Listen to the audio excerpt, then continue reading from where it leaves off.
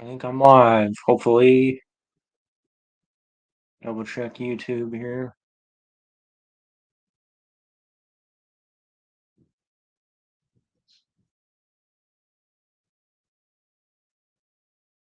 I don't know. Nobody's here. Hmm. Let's see here. I can link it to.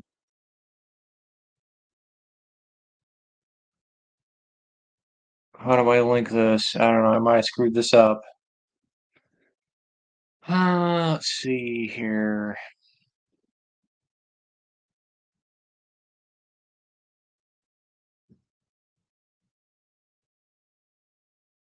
Might have screwed this up. I don't know. It's a separate video, I think, to the live stream that I was gonna do, but it looks like I guess it's working. I would assume this is working.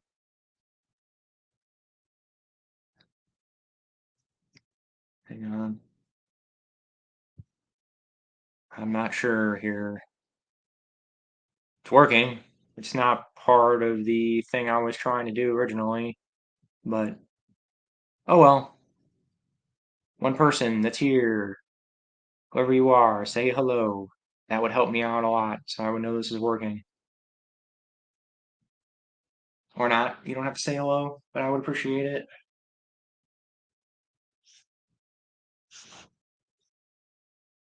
Oh yeah.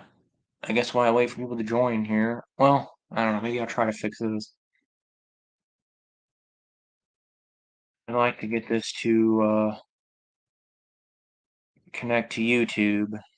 Anybody's really big on YouTube live streams, or the person that's watching this, let me know.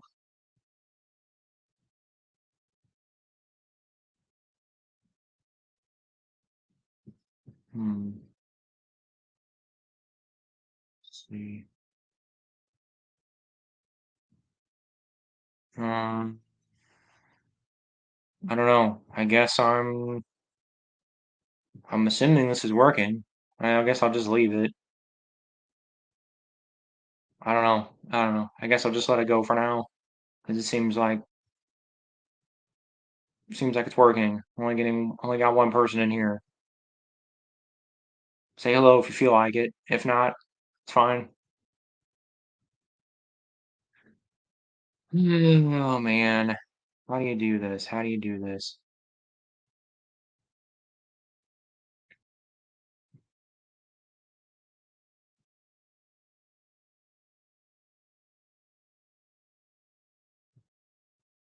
Hmm. Invite present. Let's see. I don't know. I don't know. I guess I'll just leave it. I was gonna show you guys last time I did books. This time I was gonna do video games. I've got I've got pretty much all the EU video games. I don't have a lot of them here, so I'm not gonna be able to show you all of them, but I can show you some cool stuff if you guys are interested in, or the one person that's watching this right now, two people that are watching this right now. But feel free if you want to ask any questions. Feel free. The whole point of this, I'm probably not going to have this go as long as last time, but feel free to ask any questions, anything you want to know, Star Wars related or not. It can be other. It could be non-Star Wars. I should have mentioned that the last time. I'm absolutely fine talking about non-Star Wars stuff. Somebody wants to talk about something else. Um, but um,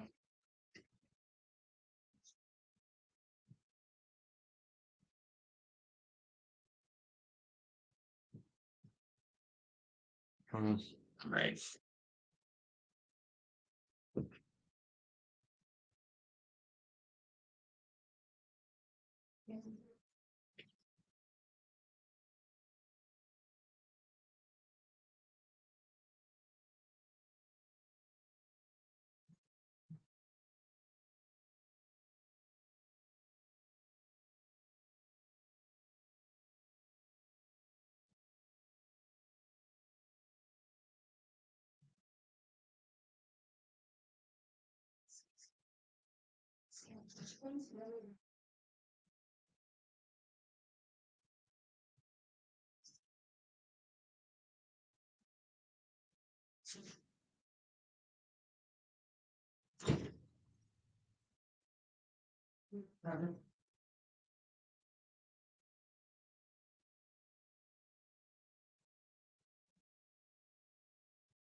Well, let's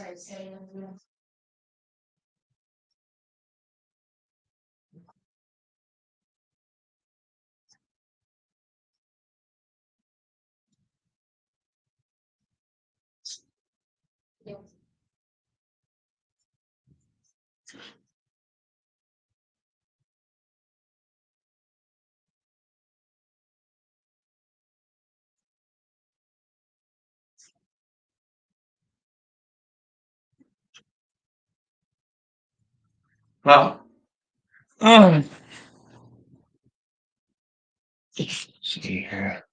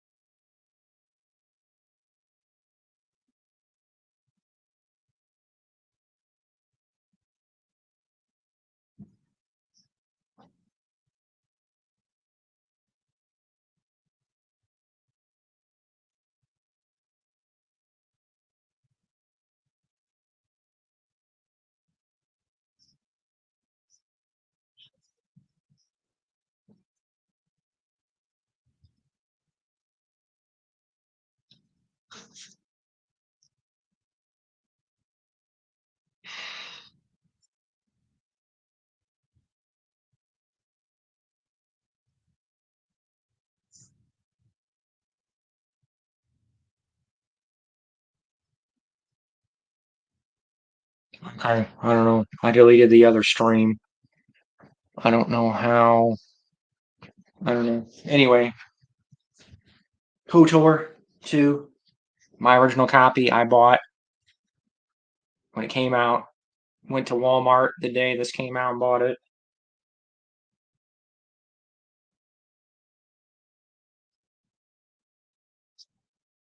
It's even got the registration card. Yeah. Boom. Registration card. Everything. Oh, there you go. Look at that. Public Commando ad on the back. The squad is your weapon. Oh, yeah. Anyway, I have these on PC too, both of these. I don't know where they are. I want to dig out. It's going to be a pain to get to, but I have Dark Forces in the big box, the big freaking box. I guess I'll dig it out. If you guys want, if somebody says it and really wants me to dig it out, I'll dig it out. It's going to be a little bit of a pain, but then I got KOTOR. I've got the artwork for it. I don't know where it went, but KOTOR 1, of course. Oh man. All right, two guys that are here. Any questions? Anything you want to ask me? Go for it. If not, I'll just talk general Star Wars stuff. Um, let's see. Oh yeah. If anybody's tried the other game fuels, let me know. I'm liking the this is the Caribbean splash. This is the guava. I don't know. It's pretty good. I like the original better myself. The original Baja better. Um, let's see. I guess I could dig out that Dark Forces. Maybe I'll just do that while I'm waiting for people to show up here. That's pretty sweet. Yeah.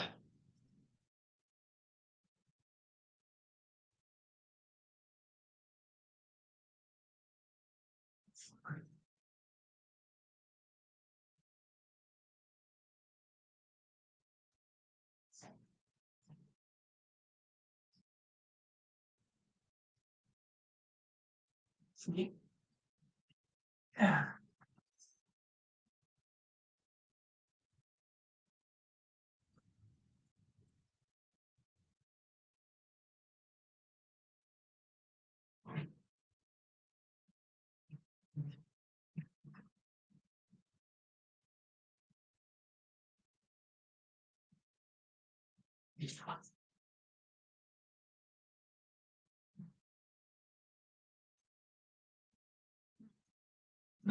something Dune people will like. Any Dune people? Boom. There you go. Battle for Arrakis on Dune. Genesis. Boom. Classic RTS. Basically, Command and Conquer. Like the original version of Command and Conquer, pretty much. Awesome game. Ruler of Randomness. What is your favorite Star Wars book series? Oh, single. Okay, if you're saying single book slash and then book series. Here, let me get that over there.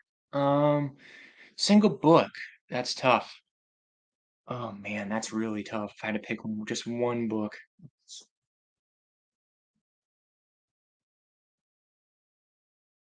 I really like Darth Plagueis. Darth Plagueis was fantastic.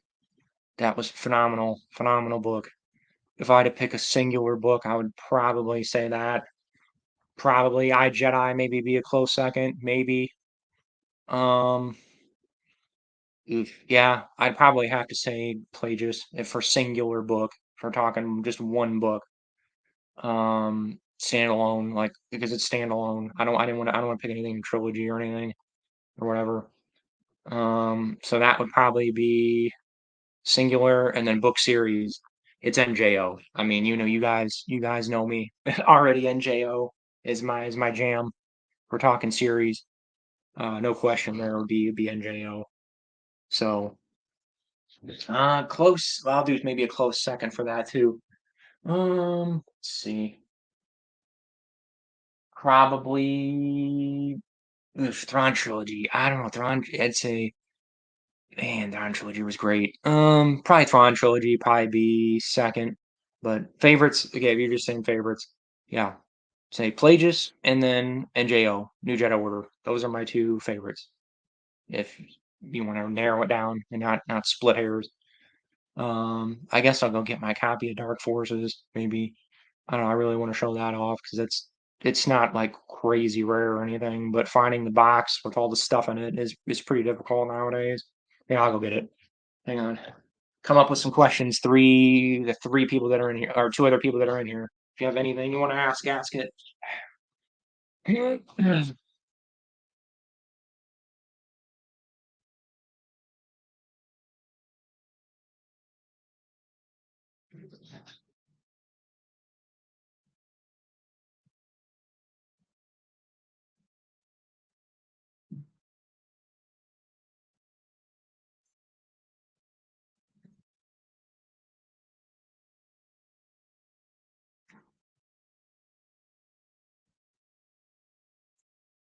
Oh man.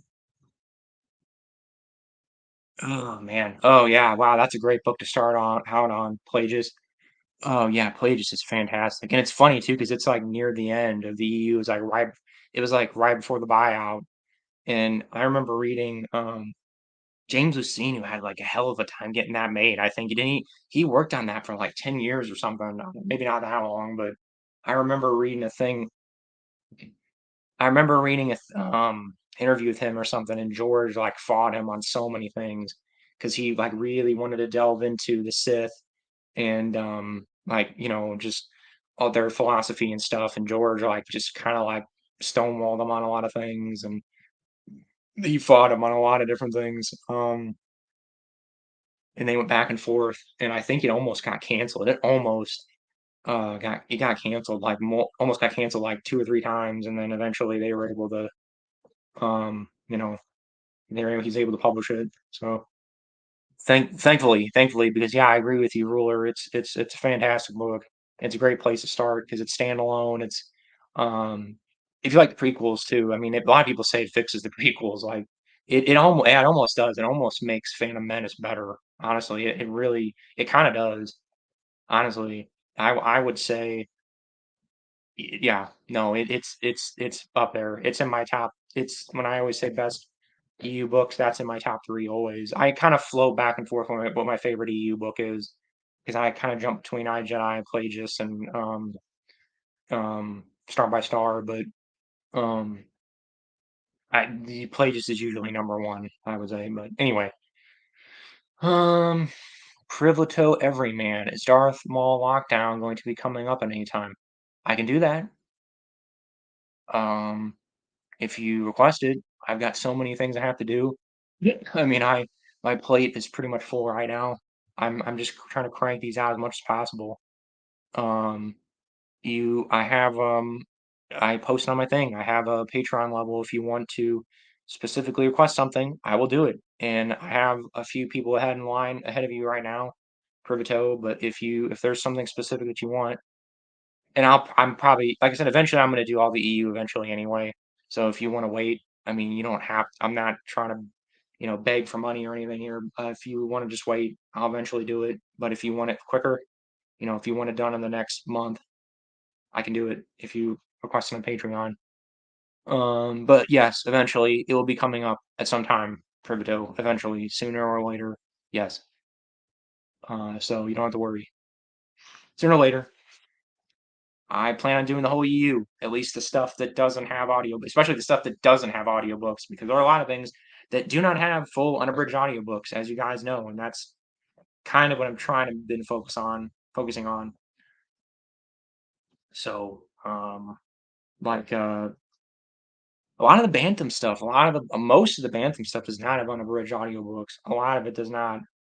Actually, most of it doesn't. Especially later Bantam does not have unabridged. There's a bridge. They did a bridge for a lot of it, but like I think I may guy one of you guys wrote me a list, and I wrote that down because I'm gonna plan on doing on those first. The Black Fleet. Actually, all these right here. Actually, they're right. Most of them are right here. Children I did. Dark Saber I did. Plant doesn't have one. Pretty much Crystal Star doesn't have one. Black Fleet doesn't have one. New Rebellion does not have one. The Cronian trilogy does not have. Again, all these no unabridged audiobooks at all. None. And there's other ones. So I mean, I'm just this is just right here, this chunk right here I'm looking at. Um, so yeah, I mean, I will do those. I'm trying to do the stuff. I know I do. I know. I'm sure somebody. Well, I don't want to get into all that right now, but I know there are. I want to do the NJO. I want to. I know that's kind of. There's another guy on there that's been uploading them, but I don't know. I'll trying to kind of change gears and do some other stuff. But I don't know. I'm just gonna keep doing what I'm doing for now. But anyway, oh yeah, Dark Forces in the box, big box, boom. Look at that original big box Dark Forces with all the awesome artwork. You got Boba Fett on the back there in early '90s CGI, which is awesome, and just tickles my tickles my brain. Look at that.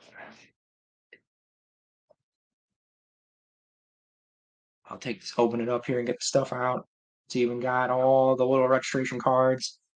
It's got all the. Again, feel free to ask questions. I'm just doing this because I don't know. I just like looking at this stuff, and I thought maybe you guys would want to see this. Um, it's got all the junk with it. It's got all the adventure LucasArts stuff in it. Look at that. Boom. You got Indiana Jones, Full Throttle. You got Full Throttle on there. You got Indiana Jones, Desktop Adventures. You got Rebel Assault. There you go. But anyway, oh man, oh wait a minute. Does this have the? Oh man, hang on. Oh, there you go. There's some EU stuff. We got EU stuff in here. I mean, book printed stuff. You got Dark Empire ad in there. Oh man, I like the description. This spectacular 1991 Dark Horse comics, all 6 issues combined into one book. The illustrations are incredible. I agree. They are incredible illustrations. Oh yeah. No, I mean, I don't know if any of you guys have asked me about comic books. I'm surprised nobody's asked what my favorite comic book is. I'll wait for somebody to ask because I want to. I'll wait. I want to reply to a specific person because I don't think anybody's asked me that yet. We haven't talked about comic books much. Let's see. Yeah, there's some cool. I'm sure there's some other. Oh yeah, the Guide to the Star Wars Universe. I have that. I have this. I have that. I have that guide. I don't know if I have it with me, but I have that guide. I got. I still got some stuff in storage, like my guides and stuff. And I'm probably hopefully the next live stream I'll have those. Um, I think that's it for EU stuff. Oh man, that LucasArts mug. Oh my goodness, I wish I had that. I wish I had that. I miss LucasArts so bad. I really miss them. I knew they were they kind of brought back or something? I heard something that they were like, it's not the original staff or anything, it's different people, but there was something about LucasArts maybe coming back, or did they come back? I don't know. There's something that somebody mentioned, or maybe somebody that's more knowledgeable in that. Um, there's something about something going on with that right now, I think. Let's see. Oh man, they got the soundtracks, got the posters. Oh man, look at that. They got all the posters up. They got all the original posters. Oops, sorry. Posters. You got soundtracks, watches. I mean, look, I saw there. It was the Dark Empire. Oh man, you give me boxers. Oh man, that's great. That's hilarious. But anyway, I'll move on. I'm geeking out over this a little too much. Um, oh yeah, the manual. I think is the manual might be EU. Yeah, it is. The manual is like a transmission from Mon Mothma to Palkatarn. Reliability of Palkatarn Janor's to Mon Mothma. Yeah, because in the novel, they Jan and I really recommend reading the novellas or whatever. Um, because there was a ton of backstory that you do not get in the video games. Because yeah, I mean like Luke and Kyle know each other already, which was like when I was playing Jedi Knight games, I always thought that was weird. I was always like, what? Like, okay, I guess Kyle met Luke at some point. I would assume. I mean, it was kind of inferred anyway because he's a Jedi and all that, and the value of Jedi, was very important and all that. But like in Dark Forces, they meet. I mean, there's a couple. They're not. I mean, the big three aren't in Dark Forces novels like too heavily, but um, they show up and they talk. They meet Kyle, they meet Jan, and everything. So yeah, it kind of helped kind of fill that gap in for me because I was like, it gives it more context. It gives Kyle more context in the EU instead of just some random guy like showing up. And I wish they would have done that more with I know there was a canceled novel, Lightsider, there where they kind of did that with Cam Zalazar. Oh, okay, all right, Privileto. Okay, cool. All right, yeah, you can go. It's fine. It's whatever. This is just real. I mean, this is just supposed to be cool. I mean, this is supposed to be relaxed. You don't have to, you know.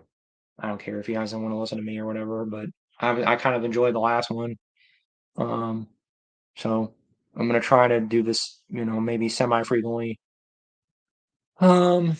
Anyway. Okay. What's your most memorable moment of the NJO? This is from Zentaram Lee. Okay, most memorable moment of the NJO. Oh man, that's tough. That's really tough because there's so many amazing moments in the NJO.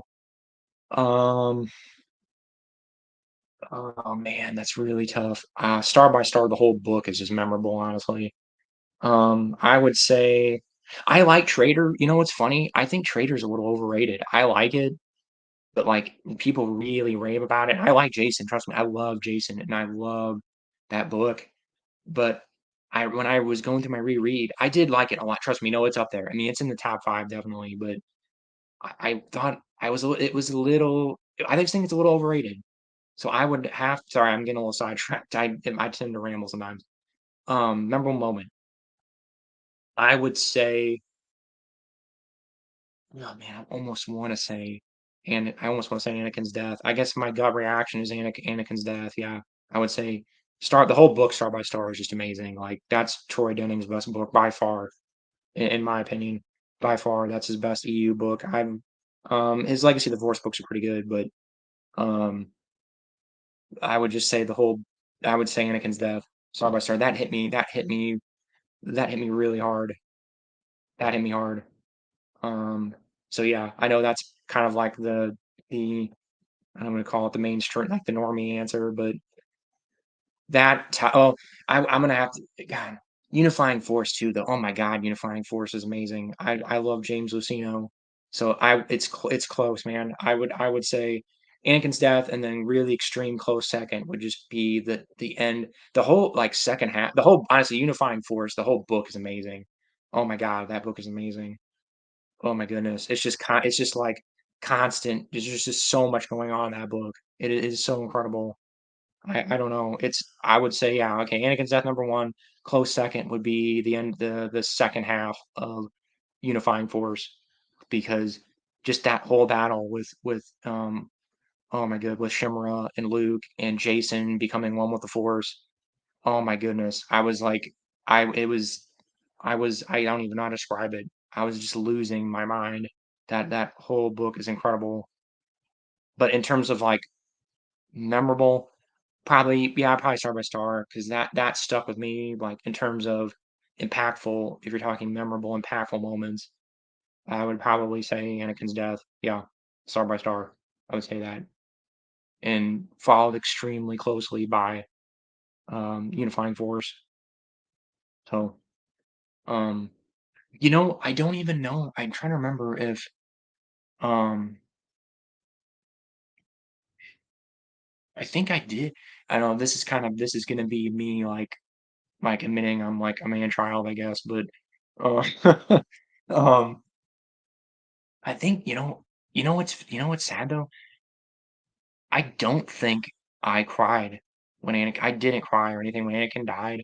I was, like, just extremely depressed. I was depressed. I was, like, depressed for that whole day I read that book. I was depressed.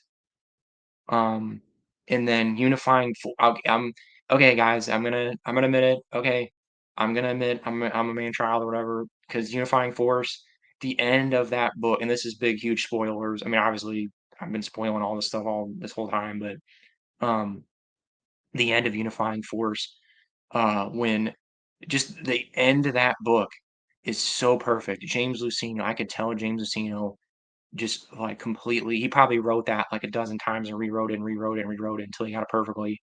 Um, when they have they're having a little like ceremony for Chewie and for Anakin, and Han, I think, pretty sure it's Han, yeah.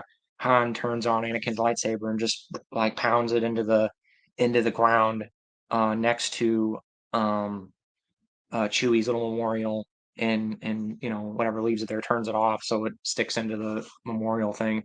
I cried, like, I mean, like, not like cried, like sobbed. It was like a bittersweet. I don't even know how to describe it. It wasn't. I didn't like cry, but I'm like I teared up and I was kind of like I'm like, oh my God. I'm this is so well done. This is so incredible. I just lost people. I just lost two people of that. I guess I'm admitting I'm a man child, but this is a Star Wars EU channel, so I don't know what you're expecting, but um I teared up a little bit. Yeah, I teared up and I was like, oh my God, this is so incredible. This is just this and it just felt like such a perfect ending. It felt like a perfect ending. And honestly, and I'm gonna irritate. Well, I know there's only two of you guys left in here right now, but I'm gonna irritate some people. But that should have been the end of the post ROTJ EU, in my opinion. And it wasn't supposedly Lucino said he wrote it that way. Because I guess I mean I don't know if it's something he planned out or what. I'm not sure how that went, but he said that was at one point. I think that was planned on being the end of the post ROTJ EU. It was, I can't confirm it. I've heard conflicting things on that, and I've heard, but I mean, he said multiple times he wrote it that way. He wrote it to be basically the end of the ROTJ post ROTJ EU, because Legacy of the Force was not meant to be a post ROTJ storyline. That was a um, excuse me, Old Republic storyline that they shoehorned in. to the post RTJ storyline or post RTJ timeline. That's gonna be completely different people. That's gonna be completely different. And they that's the last moment they shoehorn that in to be post RTJ. So it's I mean I'm not saying I like Legacy of the Force. I do. Is it as good as NJO? No, it's nowhere near. It's nowhere near as good as NJO, but I like it, and I like Fate of the Jedi. Fate of the Jedi is okay. I'm not real wild about it. To me, the EU kind of just it was like it's like a mountain. It just kept going and going and going, and NJO just kept just getting better and better and better and better. And then yeah, Zenon Malay, I agree with you. Or yeah, he hit a home run. Lucino just hit a complete home run. I mean, he just knocked it out of the park. I mean, to me, that is like the pinnacle of the EU, in my opinion. That the unifying force is the pinnacle. I would say is the pinnacle of the EU, and he just completely knocked it out of the park. I think Lucino's logic is because I'm like that. I think Lucino's logic was let's go out on a high note. Let's just pull out all the stops and let's just make it just incredibly awesome. Just this just amazing finale, and just go out on a high note. And yeah, and he absolutely did. And the NJO absolutely goes out on a high note. Yeah, so yeah, um, I would agree that it's a home run for sure. And the whole NJO is fantastic, and I cannot recommend it enough. I cannot recommend it enough. And but anyway, that's enough of me gushing about the NJO. If you want to talk about the NJO, that's honestly that's probably my most knowledgeable Star Wars. Ooh, it's tough. Ooh, man, video games, NJ and the NJO probably are my two probably most knowledgeable like Star Wars chunks of my brain. Um, I know a lot about New Republic era and um, Old Republic, but probably NJO is probably my most knowledgeable. So anyone wants to talk about NJO, I can talk about NJO all night. I can talk about that like forever. There's just so much to talk about. It's so dense and so incredible and so amazing. But I'll move on because I'm sure there's people that don't want to talk about the NJO. So EXO and GOT7 outdid everything. I think it's his name. I think it's her name. Yeah, I'm assuming it's her name. Not a question, but I'm so glad I can finally tell you. Thank you so much for all that you do. No problem. Of course. I enjoy it. I enjoy it a lot. I've right before I start talking to you guys, I got outbound flight. Outbound flight is almost done. It's on here right now. It's almost finished. So I can't remember who requested that on my Patreon. I don't know if you're here right now. Probably not. But whoever requested that will be happy because that should be coming out tomorrow, hopefully, or maybe Wednesday, depending on So yeah, you guys got a little bit preview here ahead of my even ahead of my Patreon people. You guys already know what's coming out tomorrow or the day after. It might be Wednesday at the latest. Tomorrow, Wednesday. Anyway, yeah, no problem. XO, I enjoyed it. So I appreciate the kind comments though. I really that helps. I thank you for that, sir or madam. Okay. Shadow Hunter 66. Thoughts on the Star Wars canon novels? I read Tarkin not too long ago. I thought it was fairly good. Definitely a master of his craft. Oh yes, James Luceno is amazing. And pretty sure that was James Luceno, right? Yeah, Tarkin. I bought Tarkin. You know what's funny? That was one of the ones I lost in my move slash fire that I had. I had Tarkin. I had it sitting on my shelf, ready to read, and I lost it in a fire. So, because yeah, I like James Luceno. I want to read, I want to read it, even though I know it's Disney canon. I'll probably still read it at some point just because I like James Luceno that much. Um, yes. So, yeah, yeah, oof, yeah, yeah. Tell me about it. I'm more mad about Shadowhunter. It's funny because your name, Shadowhunter, is that the, yeah, Shadowhunter, isn't that the Dash Rendar book? I was talking about that last night with a different guy on here.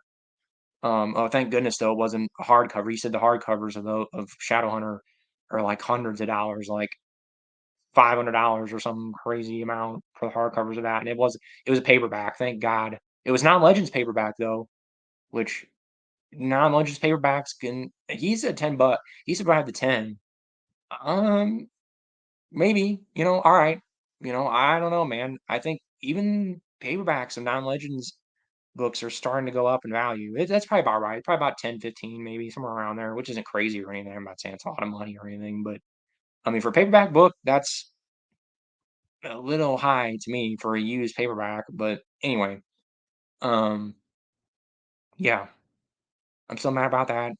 So, thoughts? Yeah, no, I mean, I'm sorry. I guess I kind of rambled there. Thoughts on canon novels? I have no problem with canon novels. I have no problem with them whatsoever. People that enjoy them. I've only read a couple. I've only read Lost Stars, and I like Lost Stars. Lost Stars was good, and that's a canon novel. Um, is it as good as some of my favorite EU novels? No, we're not even close. Nowhere even close. But it's good. It was a good read. It was worth reading. I enjoyed it.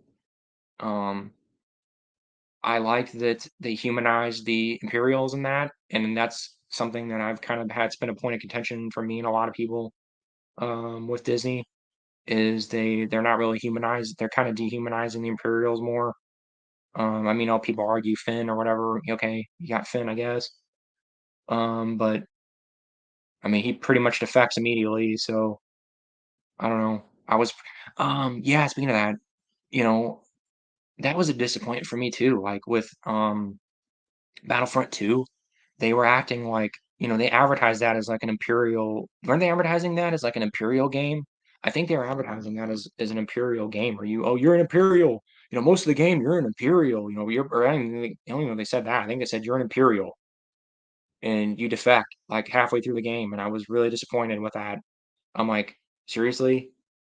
We're like we're doing that again? We're really you can't we just have and I'll admit, I'll be the first to admit the EU could have probably done a better job with that too. The EU didn't have a lot of imperial. I mean, well, no, they did. So you know what? No, they did because Zahn, because half of the Thrawn trilogy is from imperial perspective, and you get Pelion, and Pelion's, you know, I'm trying. He's sympathetic. Pelion's sympathetic.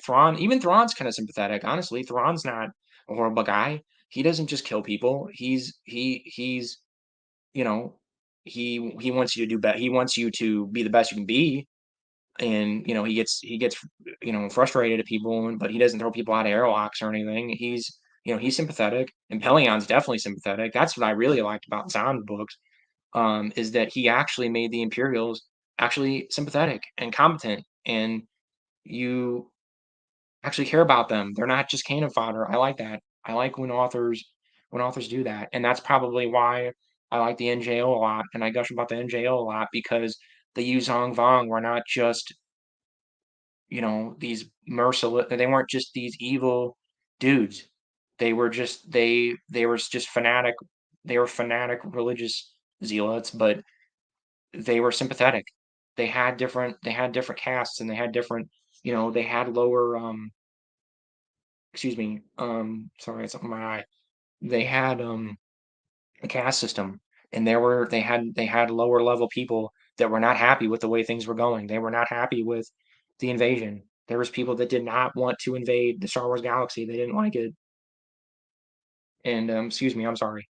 My allergies are really bad lately for some reason. Um, I like that. I like when you humanize the bad guys. That's something I think in fiction it's really been lost lately. It's like we can't humanize. Well, you can't do that. Oh, they're evil. They're just bad. They're just evil. That's it. Okay. Well, why are they evil? Why? Usually most people when they turn to evil, there's a reason for it. They don't just flip a switch and go, I'm just gonna be a bad guy today. I'm just gonna kill, a bunch of people today, or I'm gonna, kill a bunch, whatever. I'm just gonna run over somebody with my truck. Most people don't do that. I'm not saying that there aren't people that do. There are people that just snap and just do things randomly. But for the most part, most people have a reason they do the things they do. So yeah, sorry. I know I kind of loop back to NJO again because I'm weird like that, but yeah, that's something that I think is the EU probably could have done a little better. I think the EU kind of lost that too. I'll admit they regained it with NJO and then they kind of lost it again. It's like then with Legacy of the Force, I mean, yeah, I don't know. Anyway, I'm just rambling. I don't know if you guys the questions are coming in kind of slow, so that's probably why I'm rambling. If you guys can keep me on topic if you wanna ask me more questions, you can keep me on topic a little more. So, but I don't know, whatever. Shadowhunter is the only guy talking right now, so I'm talking to him. Master and Apprentice is my favorite canon novel. Love the dynamic between Obi-Wan and Qui-Gon. I have heard good things about that. I've heard good things about Master and Apprentice, and I might read that. That's one of the other new canon novels I have kind of considered reading. Because I've heard a lot of people say it reminds them of the Jedi Apprentice novels, and I really like the Jedi Apprentice young adult novels. And yeah, so yeah, Shadowhunter. I've heard good things about it, and maybe I will give it a shot at some point. And once I'm done, I still got to finish the Jedi Apprentice novels. I haven't finished those. I've read about half of them. I'm about halfway through it, so maybe when I'm done with that, I'm done with. I got to read Jedi Trial. Jedi is it Jedi Trial? Oh, not Jedi Trial. It's that Clone Wars book. Jedi Quest, right? Yeah, Jedi Quest. That's the Anakin one. I gotta read that, and then I gotta read the Obi-Wan one after that. The Last of the Jedi, right? Is that it? The one with this takes place between Revenge of the Sith and A New Hope. I gotta read those. I gotta read all that. So I got a lot to read before I even attempt to get into Disney stuff. And I think I don't know if you were here last time, Shadowhunter, but I said um I have no issue with Disney canon whatsoever. I probably will read some of it at some point when I get to like I said, when I'm finished with all the EU completely, I probably will read some Disney canon stuff. I probably will because I will be starved for star I'll be starved for stuff after that. I mean, you have to understand it's gonna take me a while. I've read most of it, but even with reading most of the novels, it's like I got all the comic books, I got I got short stories, I got tons of stuff to read. So I'm not even close. Like overall, if you're counting everything in the EU, like short stories, comics, everything, I'm probably only about halfway through. Probably a little over halfway, probably give or take. Yeah, probably more than that, honestly, I guess, because I have read a lot of comics, but, um, book-wise, I'm, like, 90% done. I've read pretty much all of it except for, like I've jumped around a little bit in the prequel era and stuff, but, um, book-wise, I'm pretty much done, like, 90% of it. I've read everything. Um, I've read the entire, like, pretty much all the entire post ROTJ books. It's mostly just prequel stuff I gotta go back and read. Um Admiral Ozzel and Commandant Rebel Sympathizer. Oh, Admiral Ozzel. Is that Disney canon? I'm really sorry. I would assume that's Disney canon. Or is that I'm sorry, my brain is a little fried right now, but you're gonna have to tell me. I'm trying to remember that name. I'm trying to remember who that is. Ozzel.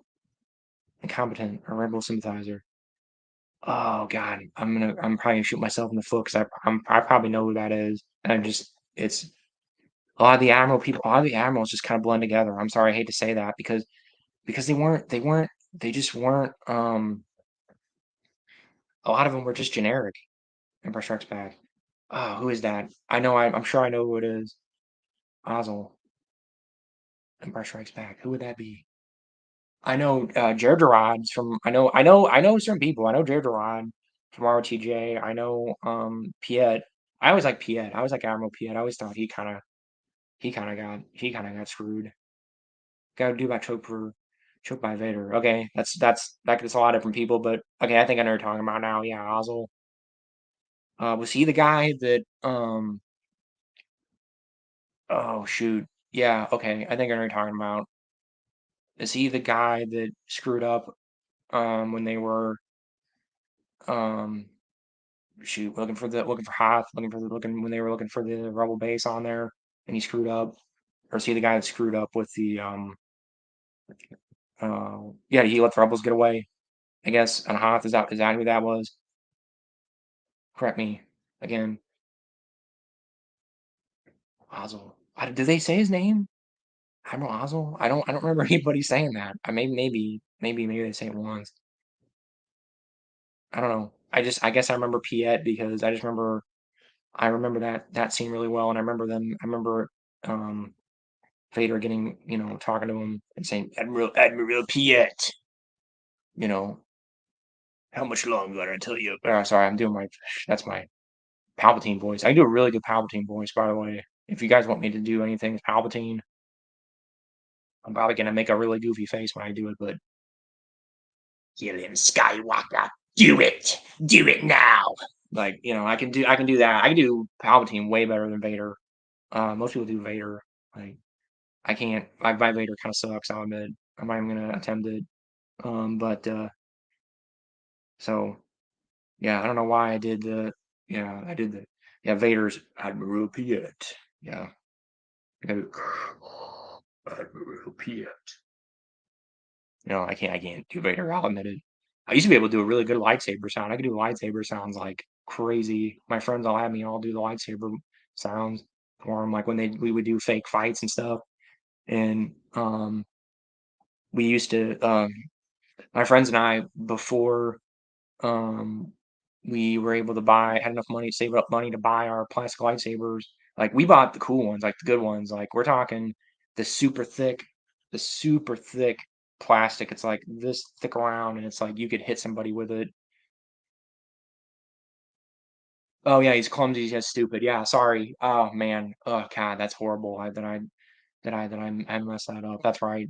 Too close to the system. Yeah. Okay. That's right. Oh my goodness, I'm really sorry. Here's the thing, guys. I don't rewatch the movies that much. I replay the games and I reread the books, but when I was a kid, oh yeah, man, I wore out the tapes. When I was a kid, I wore out those freaking tapes. Um, but as an adult, I don't rewatch movies that much anymore. I really don't. I don't.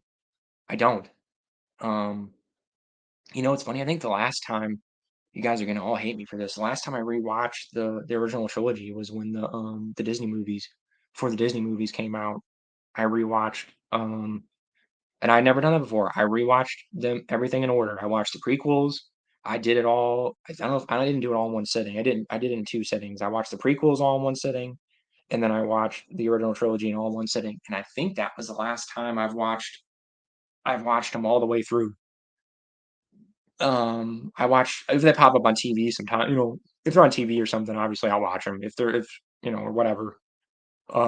Definitely. I mean, I'll watch them. I'm not saying I don't. If they pop on TV or something, I don't watch them.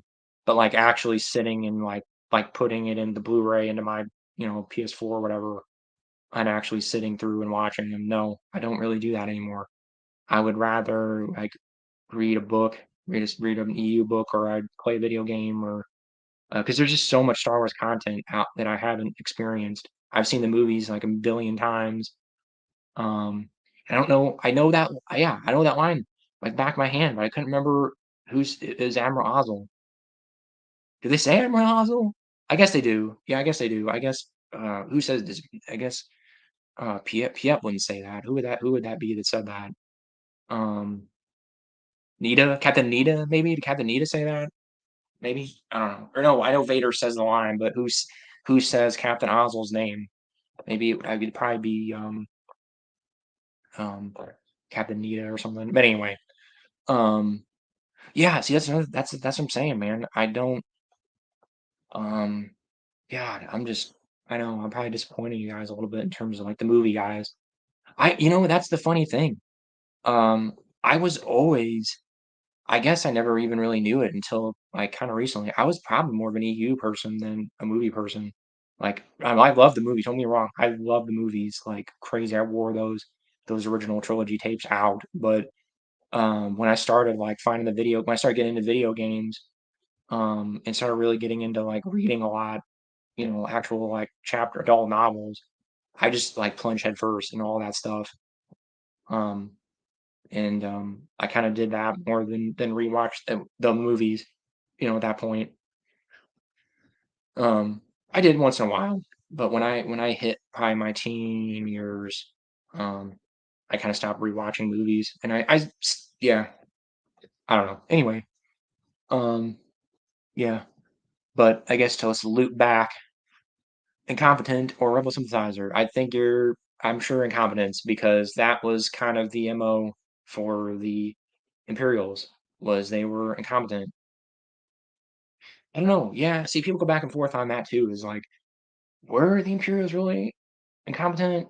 I mean, I guess they were sometimes, but the rebels could be incompetent too sometimes. I mean, it's just human. It's just human error. I mean, I don't know. I mean,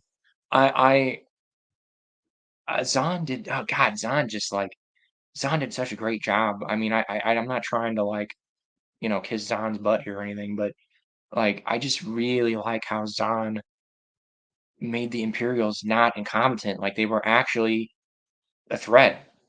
I just I liked how he handled that. Almost, I mean, I hate to say it, but it's almost like they had to be competent because they took over. I mean, they took over the galaxy. They had to be competent. See, that's the thing. I don't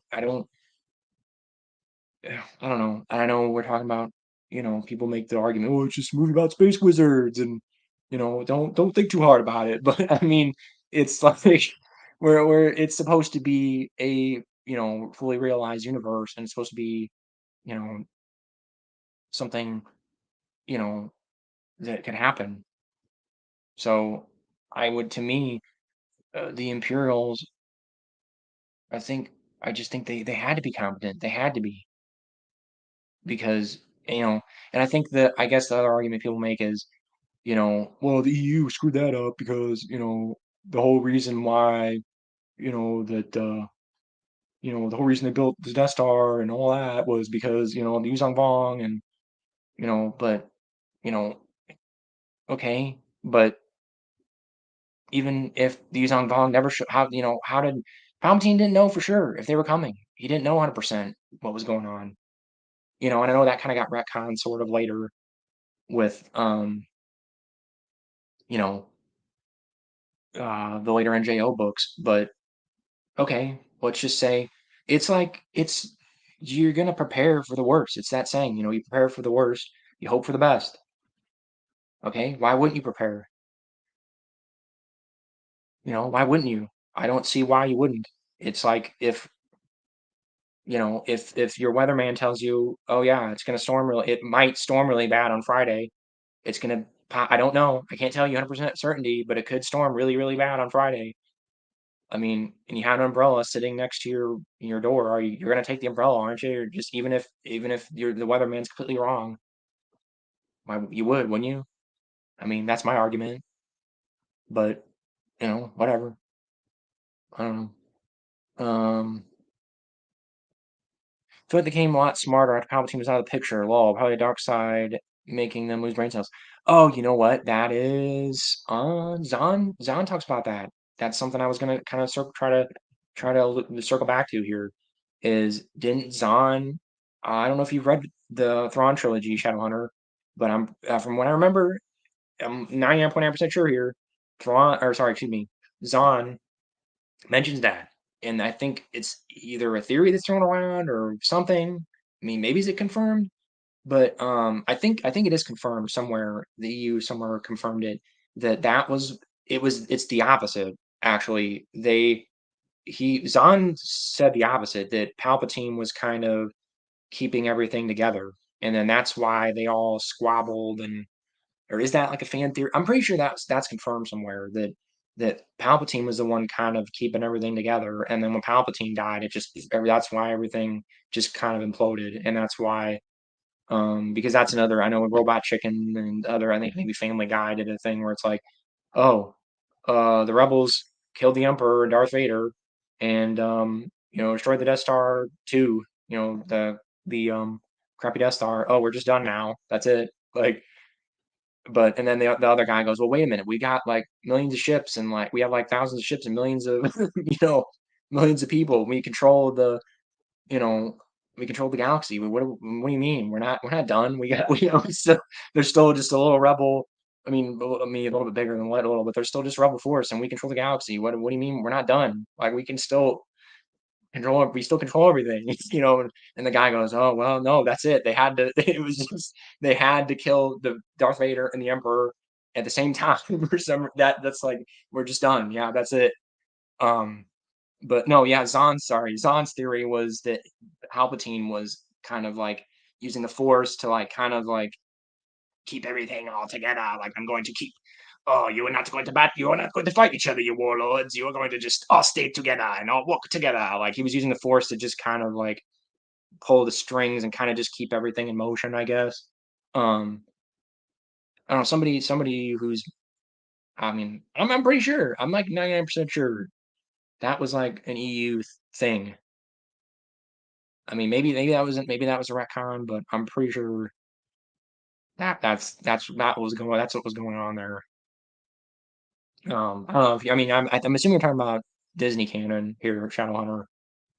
Um, because I think well, I don't know. See, that's the thing is in the EU, um the rebels still had to take that's the X-Wing books. The rebels had to take Coruscant. They had to take Coruscant back.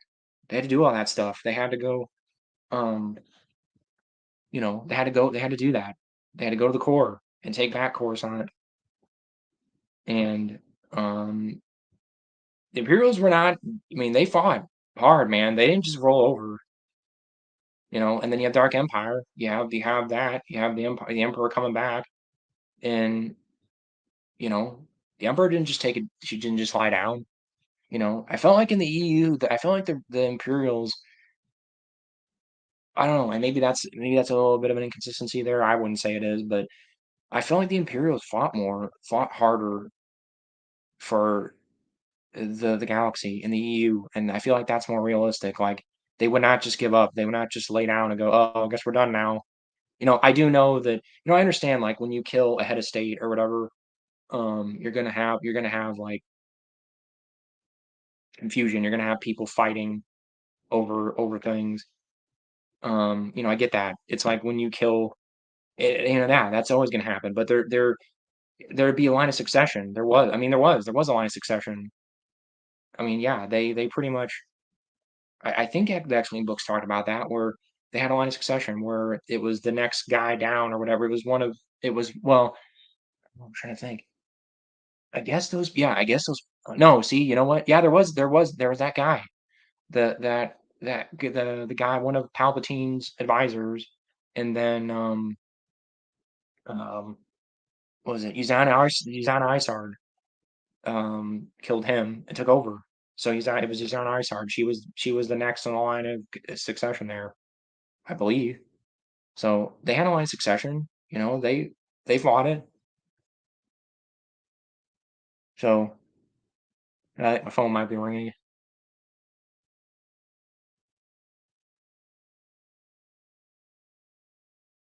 I don't know. I think my phone was ringing. Anyway, Saint Pestage, yeah, Saint Pestage. That's it. Saint Pestage. Did he die? Did he die in the Death Star too? I thought he got off. Didn't they? Yeah, I mean, like, I mean, they had a line of succession. I mean, I know that was there was warlords and stuff that like contested it and stuff, but I felt like the Imperials. Yeah, I mean, that was probably their biggest like flaws. They didn't plan for the Emperor dying.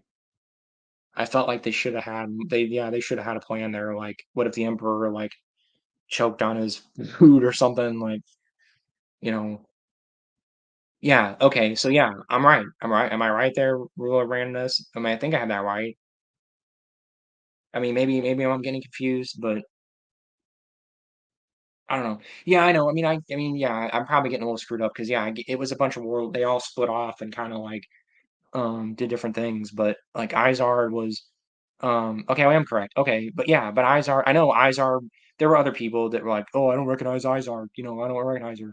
But she was to me, she was the head of state because she was controlling Coruscant, and I would say whoever controls Coruscant, you know, you're you're you're the head honcho there. If you control Coruscant, sorry, you're it to me. Whoever controls Coruscant controls the galaxy. So It's kind of like, for us, like it's like or any country, you control the capital, you control the country.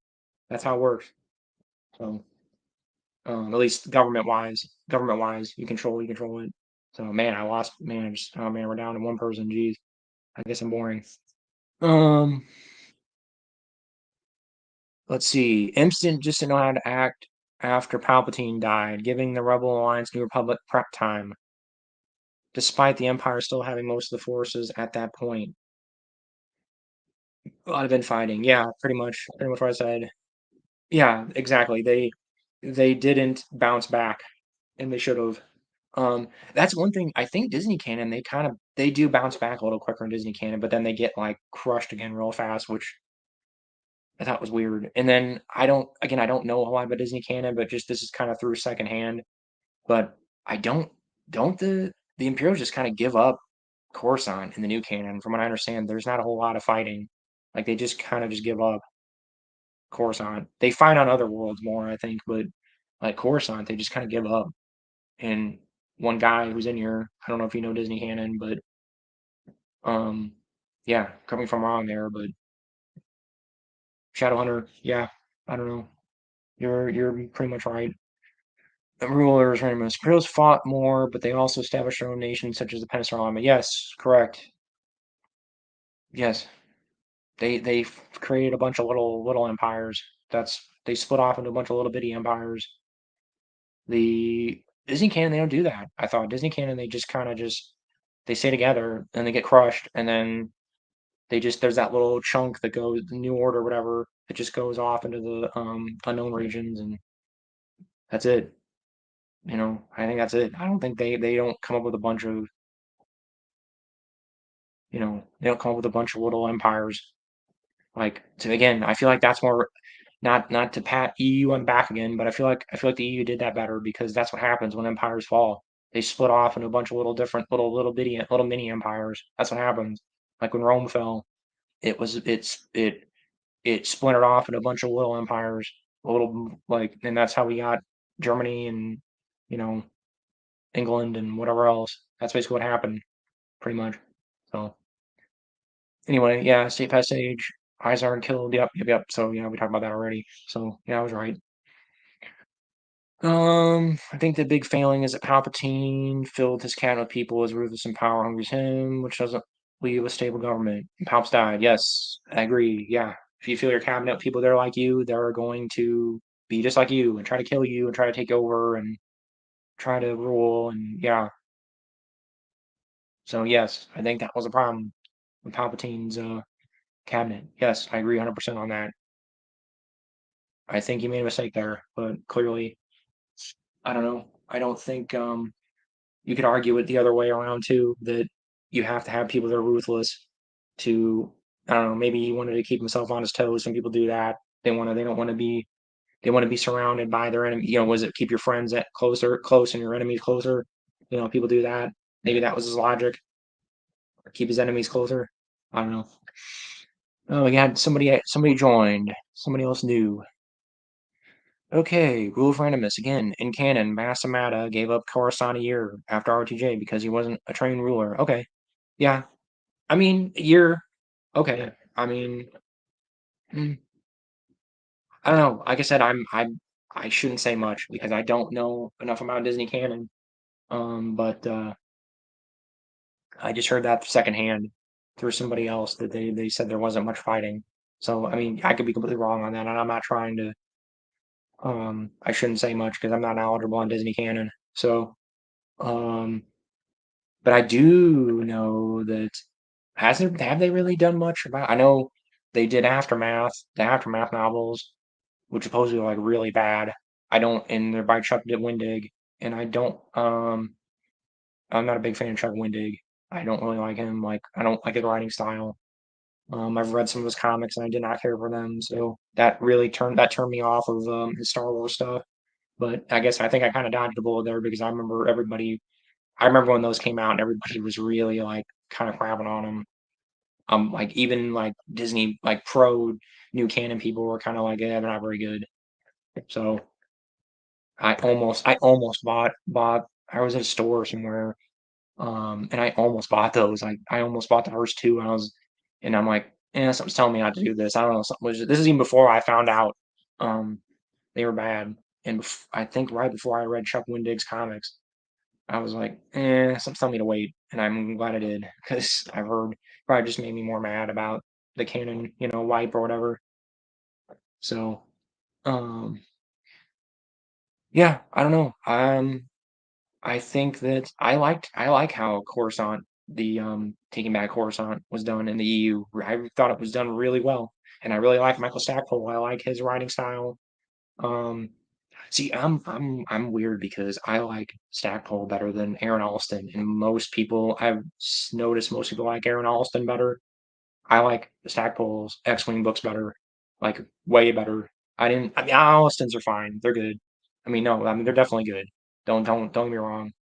I just prefer Stackpole's writing style. It's mostly writing style. I just like his writing style better because he kind of writes military. I like military SF or just military stuff in general. I like that better. I like military writing style better. They're more military SF.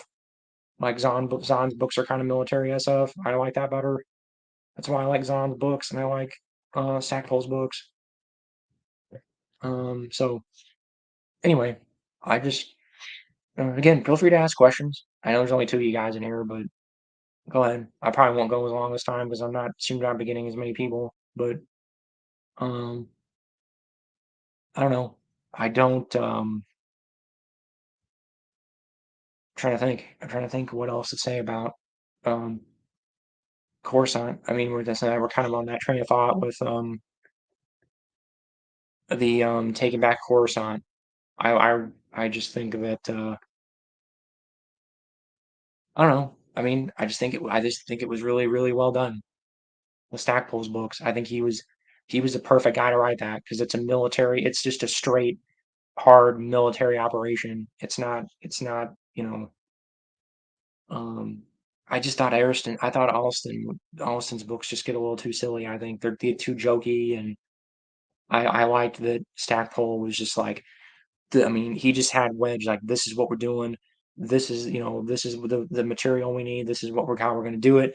This is what we're doing. Boom, get it done. Like it's just like there is just no screwing around at all, and I like that. I like Wedge more as and he doesn't change too much. Allison writes him pretty well. Um, but I like that he wrote Wedge is no nonsense because if you're taking back the core to me, it should be no nonsense. It's not supposed to be funny. Like I mean, we're taking back the core of the galaxy here. This is basically the recapturing the heart of the recapturing the heart of the galaxy here. So yeah. So anyway, moving on. Um, I don't know. I guess I can go back to looking at my game here. See, we got a reg card here for Dark Forces. Ha, this will make you. Let's see. Video game consoles in my house. Let's kind of look at the. See, do you own a CD-ROM drive? Here's a video game console. Genesis, Atari Jaguar, 3DO. Who owned it? No, nobody owned a 3DO or a Jaguar. Why'd they even put that on there? I get the rest of them, but PC. Well, wait a minute. They have okay. If they had a PC on there, but who? I can't believe they put Atari Jaguar on 3DO. Were there any Star Wars games on Jaguar? Maybe 3DO. I think 3DO had a Star Wars game. I don't remember. I don't remember Jaguar having any Star Wars games, but whatever. Anyway,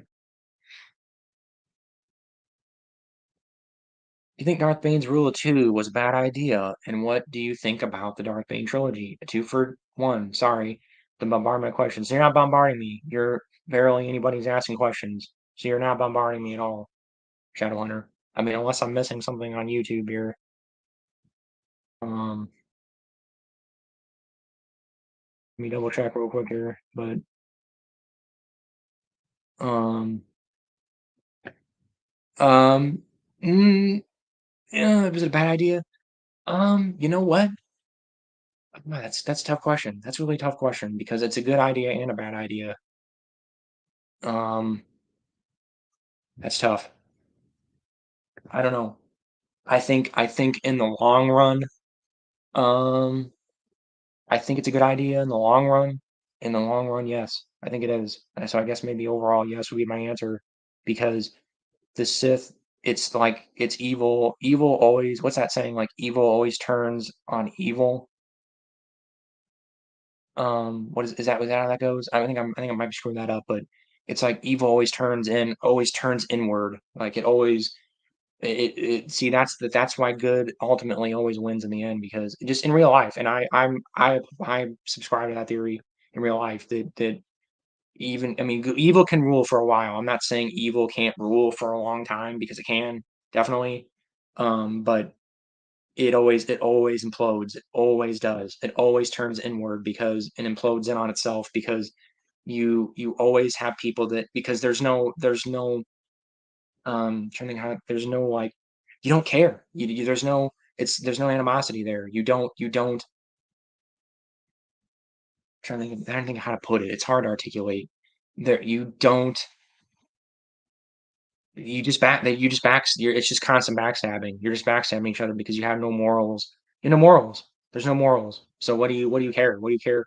Your best friend, let's say your best friend, you know, gets in a position you want to be in. You just go, I don't care. I don't have any morals, so I'll just stab my friend Joe and take his position, take all of his stuff. And you can do that for a while, but eventually it'll eventually just implode because you can't have people constantly backstabbing each other and maintain a functional government and a functional society. You can't.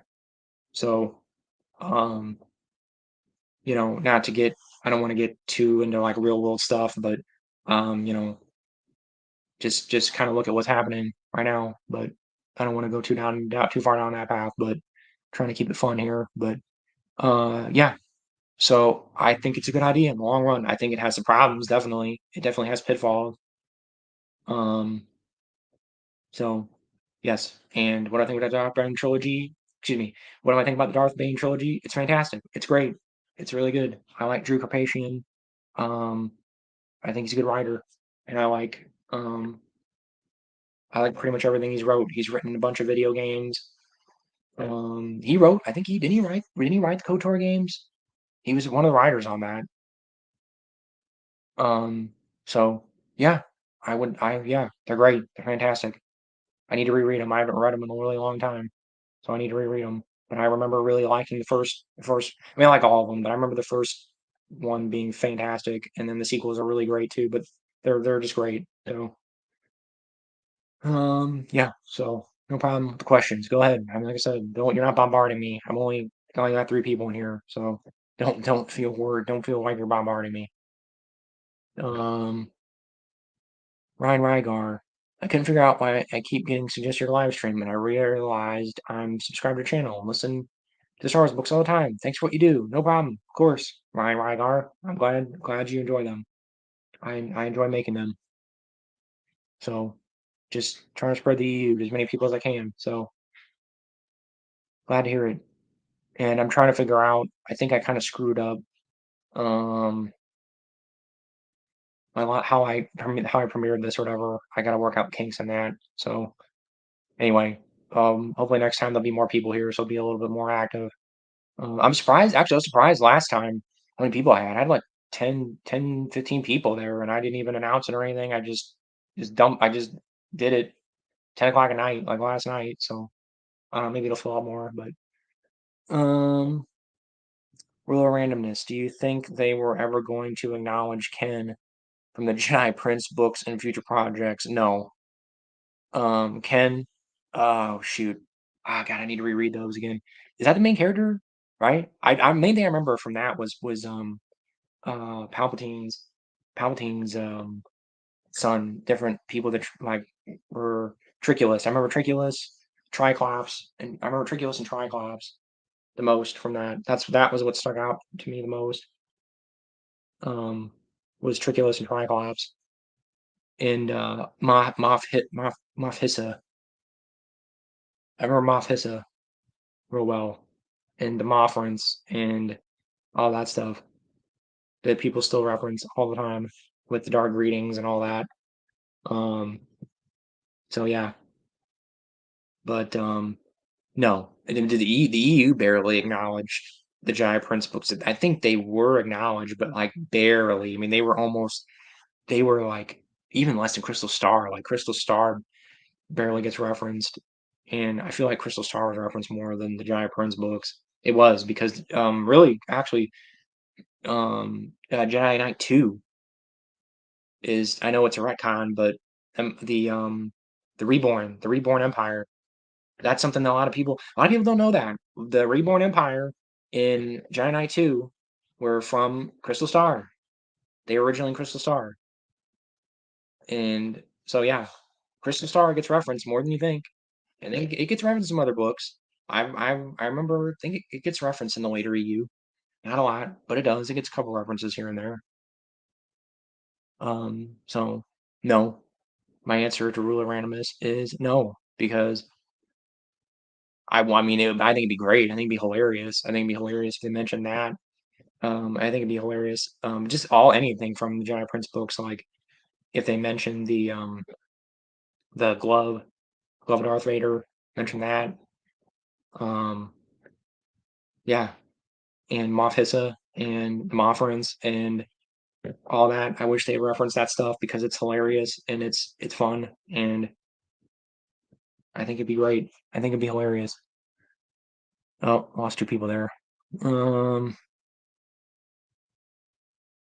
Ryan Rygar. If you want to rule the galaxy, only one to compete with would definitely be preferred. Yes, that's yeah. So I get the logic there. Like I said, I get Darth Bane's logic. I think that was his logic because you're not constantly backstabbing each other. You have a clear a clear relationship.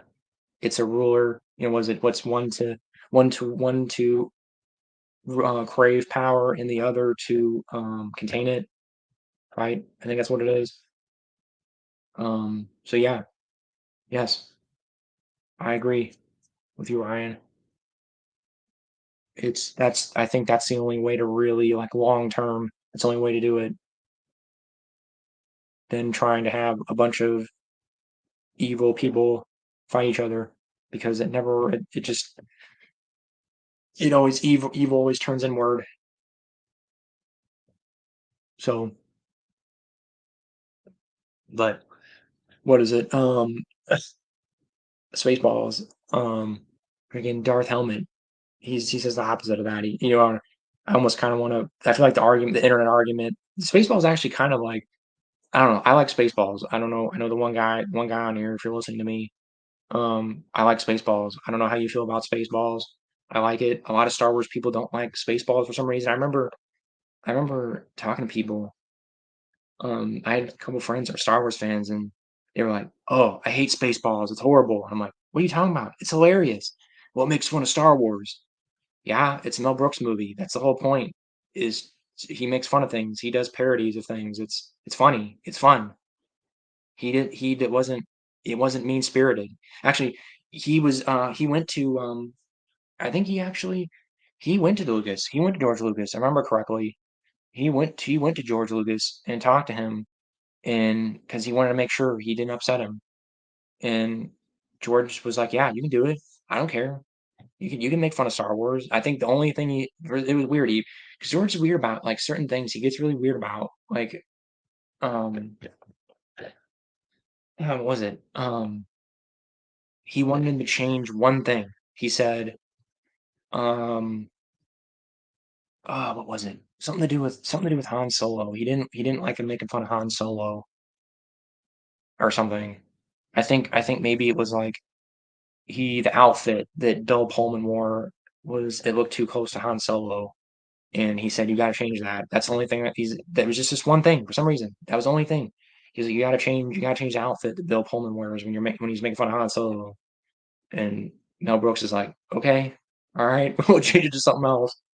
And he gave him an Indiana Jones jacket. That's what's funny. And I never caught that. I watched Spaceballs all the time when I was a kid, and I never caught that. I never caught that he's wearing an Indiana Jones jacket. It's basically Indiana Jones's jacket.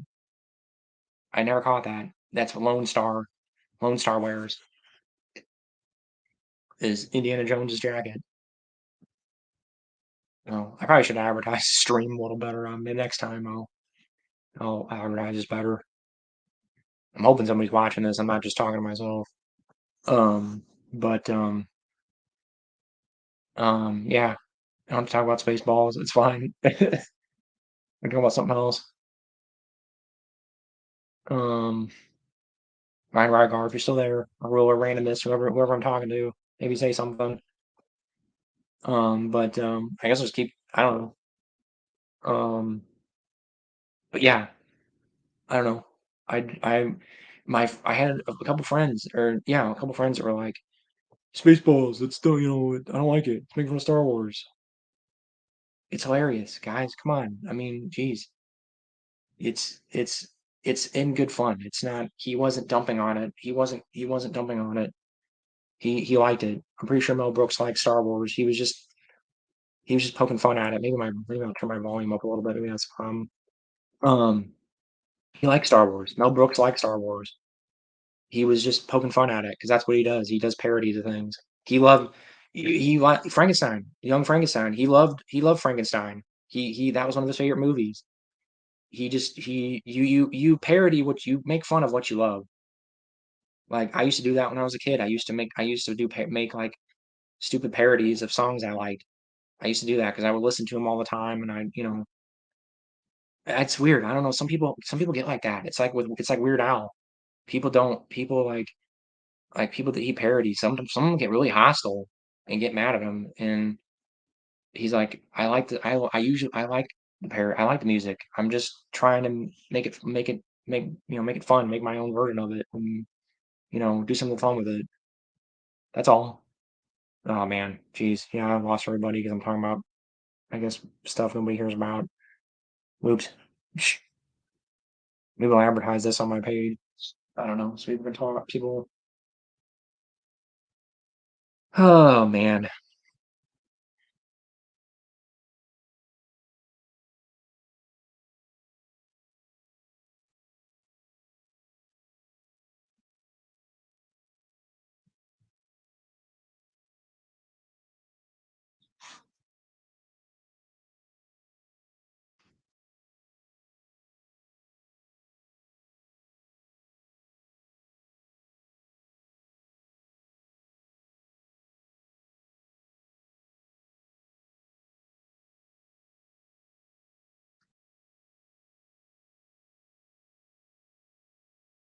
I don't know, man.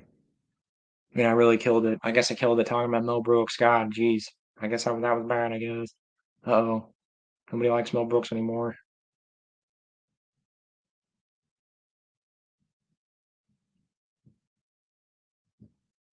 Oh man. Where's that picture? Oh man.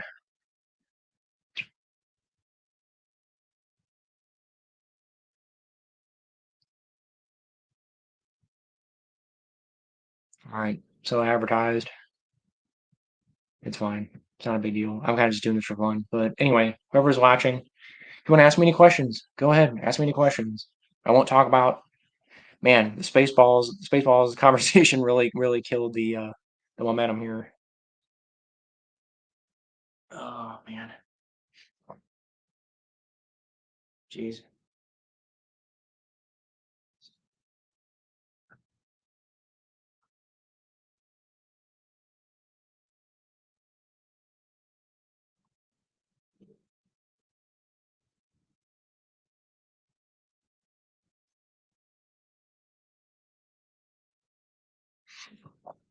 Our forces again.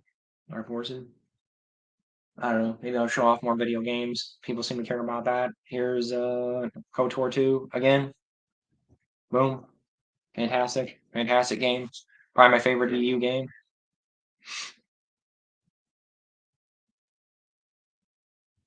KOTOR 1, which I have the artwork for somewhere.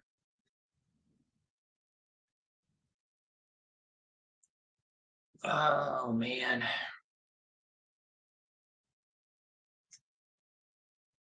Man, whoops. I guess I derailed it myself this time. Oh my goodness. Oh man.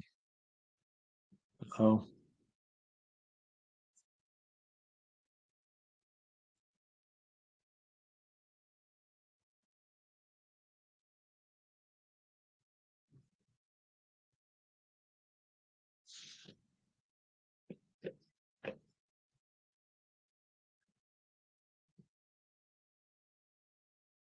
Oh man.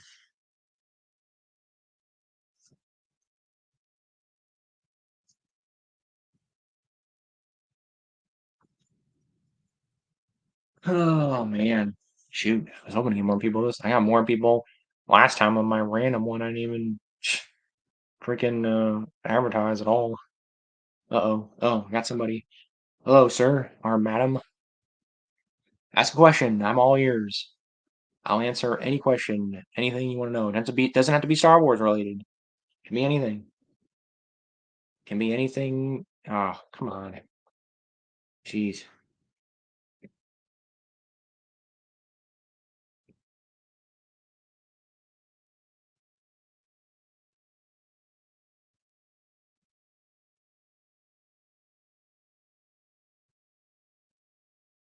Oh,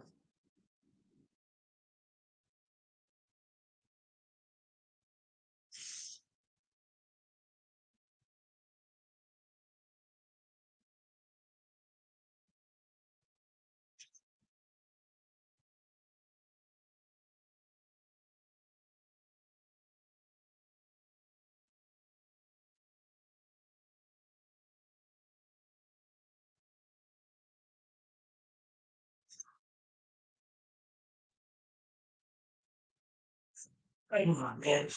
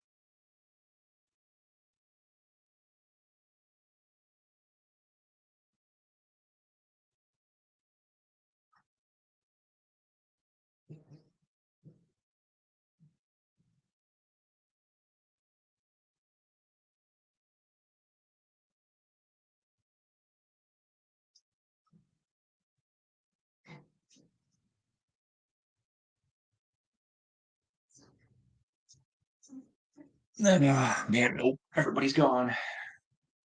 I don't know. Maybe I'll end this one early.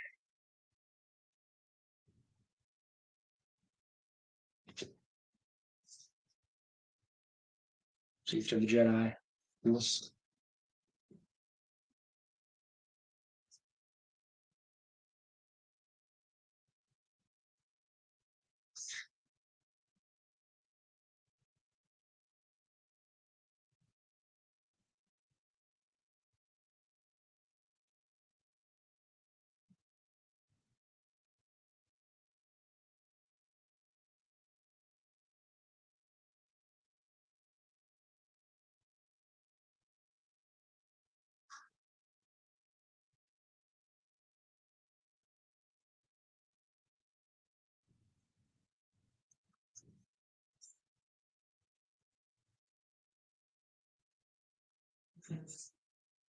Oh, man.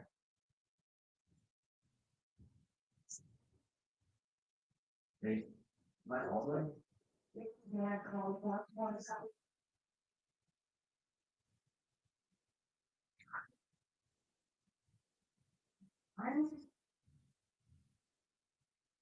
No, it's fine. Everybody still wants to talk.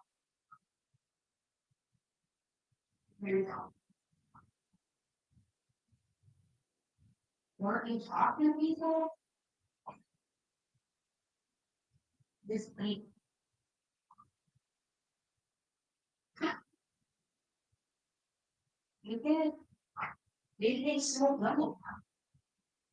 Yeah, let's space. Yes. And I don't think anybody.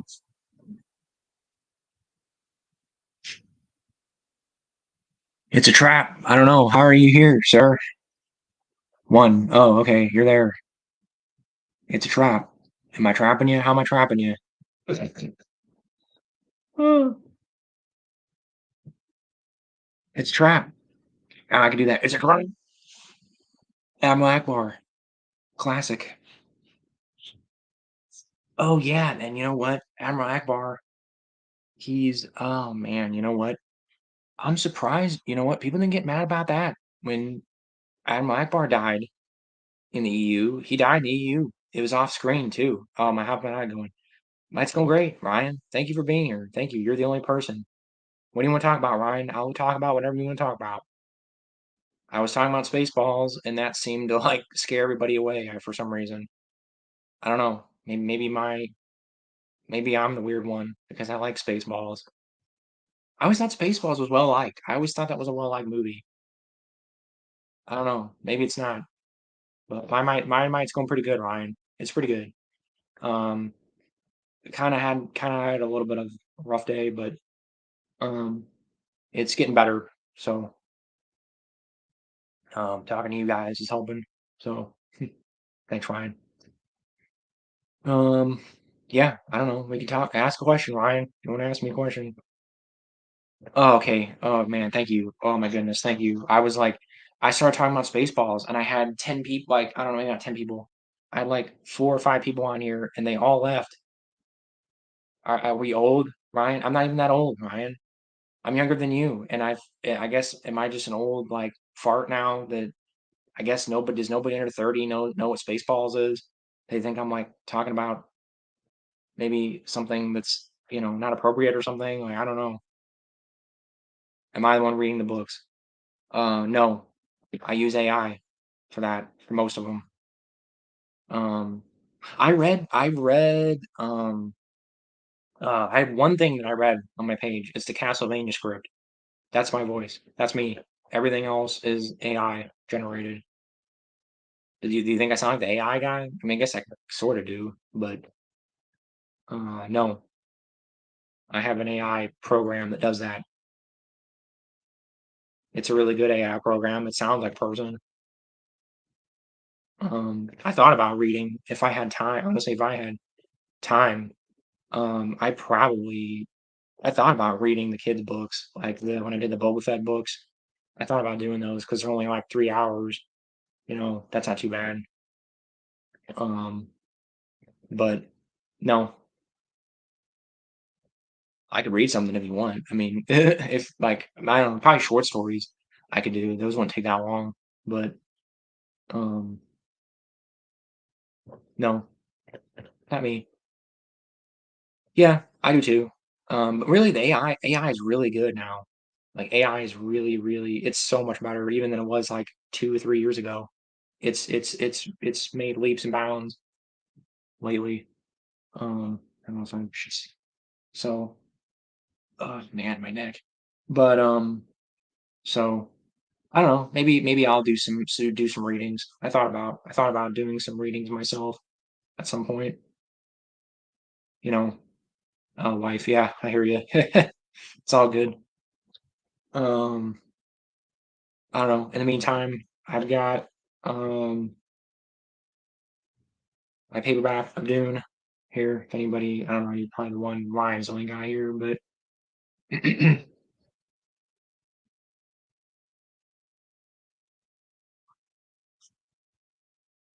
paperback. This is how I read Dune.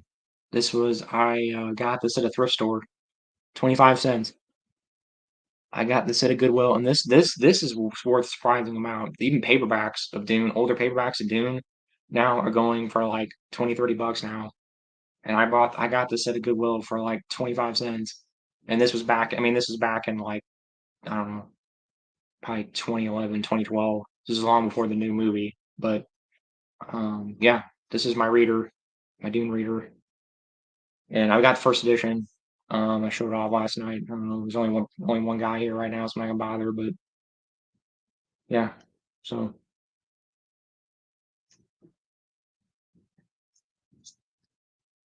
I might I might come back. I might actually maybe I'll wait and let some momentum grow here. I might call my dad. My dad called me.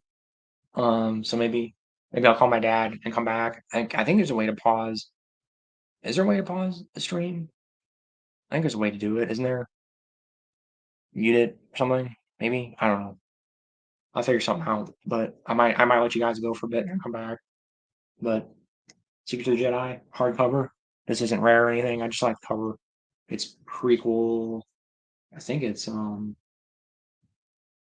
I think that's supposed to be Siri. Is that supposed to be Siri on the cover? I think it's supposed to be Siri on the cover there. Yeah. Pretty sure that's Siri, I think. Yeah, I believe. I'm pretty sure that's Siri. And that is that an actress? I don't know. I don't know if that's an actress or is that CGI or what. I'm not sure what that is. Oh yeah, you know what? I need to do these. I don't know unless I think somebody might have done these already, audiobooks of these. I think Secrets of the Jedi and Legacy of the Jedi. So anyway, it's cool. It's a cool cover. It's um got the Naboo starship on the back there. I like the Naboo ships. I don't know. I don't know if am I weird that I like the Naboo ships. I like the Naboo starship and I like the Naboo fighter. I had a Naboo fighter. Oh man, I wish I still had that. I had the Naboo fighter toy that you could put Anakin in it and R2 in it, and you could push the little but you push the button on the top. There were two buttons. There was a button on the top that you push and it would shoot plastic rockets out, and then there was another button you push and it did the pew pew pew did like the Naboo starfighter sounds. I feel like people are coming around the Naboo starfighter more because it was in Mandalorian. I remember that.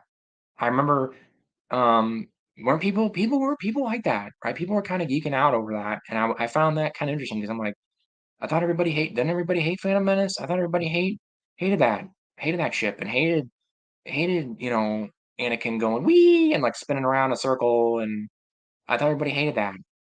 And now like everybody's like, oh, the boost fighter, oh my god, oh it's amazing. Like, okay, what happened? I guess just the sentiment has changed on that. Like, is it like maybe I kind of thank Disney for that because everybody is just kind of not everybody likes the prequels better now. I don't know. Maybe that's it. Maybe I'm overthinking it, but I always liked the Naboo Starfighter. I always liked the prequels. I mean, I had this conversation last night with people that were on here. I like prequels. Sorry, I always like the prequels. I still do. I always did. I always have and always will. I don't need to apologize. I know people like do that thing where they have George Lucas's face and they say apologize. I'm like, I don't have anything to apologize for. I like the prequels. I like George Lucas. I always liked his movies. I have nothing to apologize for. I mean, I'm not gonna say I liked every decision he made, but overall, I mean, he's like, again, I'm not going to do Disney, bashing on here, but I mean, he's head and shoulders above the decisions Disney's made. Even his bad decisions, I feel like were better than most of Disney's, you know, good decisions. So, anyway, not to get too deep into that, but yeah, I might buy that. I might rebuy that when I get some extra money. Maybe I'll do that on here. Maybe I'll do like, oh, I bought this, I'll do toys and like, here's my, you know what, oh man, should I get my toys out? I'm tempted. If we get more people on here, I'll get my Star Wars toys out, the ones I have left. I've sold a lot of them, but, um, yeah, the Naboo Starfighter, great, underrated ship, really cool ship. So, um, talk about the Naboo Starfighter here for forever. Okay, so here we go. Here's Lulu stuff. I don't know if anybody on here. This is custom. This is a custom print. This was Jedi Quest, and I have volume one too, but it's pretty much the same. But there you go. You got Anakin on the cover there. Obi-Wan. Cool. That's the books that are in it. Eh. And this one this one's no, it's not this one. No, yeah, this one's hard to find. This one is very hard to find. So that's why I just had this print done. So, oh man. Anyway, yeah, maybe I'll go. Because Ryan, I'm assuming Prodiger left. Um, I don't know. I think Rygar is the only guy left here. So maybe I'll go and come back, and maybe I'll call my dad and then come back and see if more people are on here. Hang on. Let me see if even people are even responding here. I don't know. Not that late. It's only 9:45. Surprised, like, I don't know. Let's see here. There's a way to mute mic. Stop mic cam. Maybe I'll do that.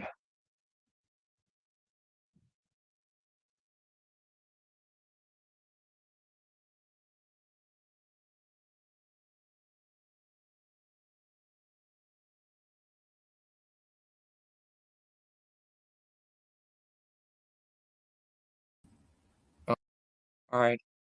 I'm getting people now. So anyway, people that are on here, I might take a little short break here. So maybe come up with some questions. Go ahead and if you want to write them, go ahead. You can ask whatever you want to ask. Star Wars related, not Star Wars related, anything, life, top life, the universe, and everything. Anything you want to ask, I'm all yours.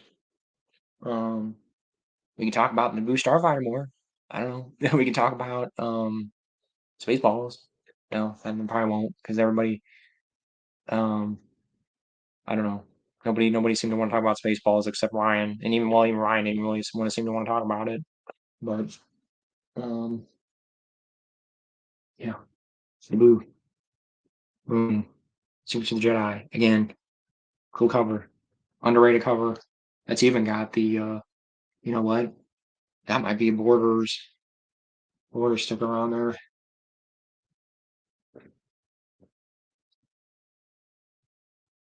So anyway, favorite book cover, Prodiger. Favorite book cover. Oh man. Okay, that's a good question. That's a very good question. Ooh, that's tough. That's a tough one. Um,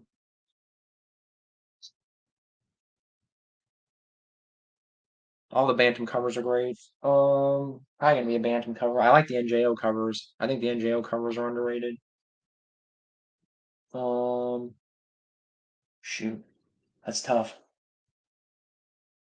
Let's see here.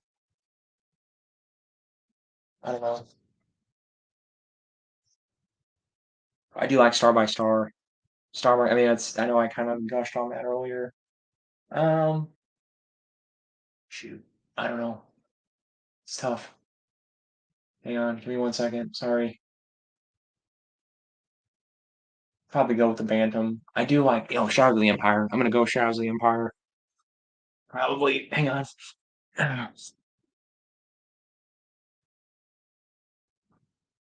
Yeah, probably. It's up there. It's in my top three if it's not my number one. Shadows. Look at that. Look at that great cover. Look at that. You got Vader. You got Luke. You got Shizor. You got the Emperor in the back there, looking like it kind of like he's. I mean, he looks a little constipated, but it's not. I like the colors. I like the colors. I like the blue. I like the blue and the blue and the yellow and the gold contrast. Oh, and the back's really cool looking too. Back's great. Back's got you got a swoop bike. You got a swoop bike guy on there. You got Boba Fett. You got Leia in her. I'm assuming in her outfit she wears and when she was Shizor. You got the scroll on the back. You got the title scroll there. Yeah, it's up there. I would say it's definitely it's up there. It's my number one or number two. I'm not sure. I do like Star by Star a lot though too. I know it's CG, but Star by Star, cool. I don't know. I like it. I like the Yuzong Bong. I like the Yuzong Bong. I like Luke on the cover there. I like Luke on the front there. I like the back. The back is really cool too. The back you got Jason. Pretty sure that's supposed to be Jason. It's either Jason or Anakin. I'm assuming. Pretty sure it's Jason. I think. I think that's supposed to be Jason. That's Jason. You got Leia there, lightsaber in hand. You got the Yuzong Bong robots, the YV robot, the Shoya robots there. You got, I mean, you got an X-wing. You got, I think that's supposed to be Coruscant. That's Coruscant. That's Coruscant there. And you got, um, I'm assuming that's supposed to be the, what do you call it? That's the station there. The, where they're going to, I can't remember the name of it right now, but, where they were, what do you call it? The Jedi killers are being bred. Pretty sure that's what that's supposed to be. So yeah. Oh yeah, that's another thing. Yep, I like the hardbacks, and I think some of the paperbacks do it. You get the map, you get the galaxy map there. Hang on, see where you get the with the front. Yeah, you get the. I like how they did that. In the front you get the galaxy, and then sorry, and then in the back you get the Vong, basically where the Vong, what the Vong have taken over. That's the little path there. That's the Vong. That's where the Vong came in. That's boom, boom, boom, and that's all the plants are taken over, and then boom, boom, boom, boom, boom. There's all the stuff, all the that's their invasion path. I don't know if paperbacks do that. I don't think. Maybe they do. I don't think so. I don't think paperbacks did that. I got them right here. I can look.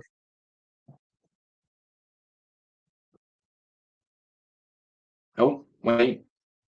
No, they did. I guess they did. Did they? No. Hang on. No, the paperbacks had just the invasion path. Paperbacks had the invasion path. They didn't have the whole thing. They didn't have before and after. And yeah, there's is it Star by Star? One of them puts all the YA stuff in there. Oh, there's only like one or two books that puts the Young Jedi Knights, like the YA stuff, in the timeline. And I think that might be it's either Star by Star or Unifying Force. Maybe it's Unifying Force that does it. Or do all the I guess yeah, no, it's in Unifying Force. Or do all the hardcovers do that? For New Jedi Order? Yeah, I guess they all do it. Yeah. The yeah,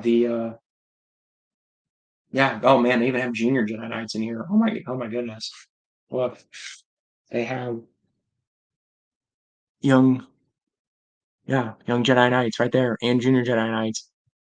They're the only ones that do that because I think even in Legacy or Legacy they stopped doing it. They stopped putting in the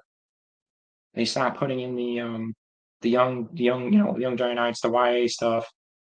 See, yeah, nope, they stopped doing it again because there's Legacy.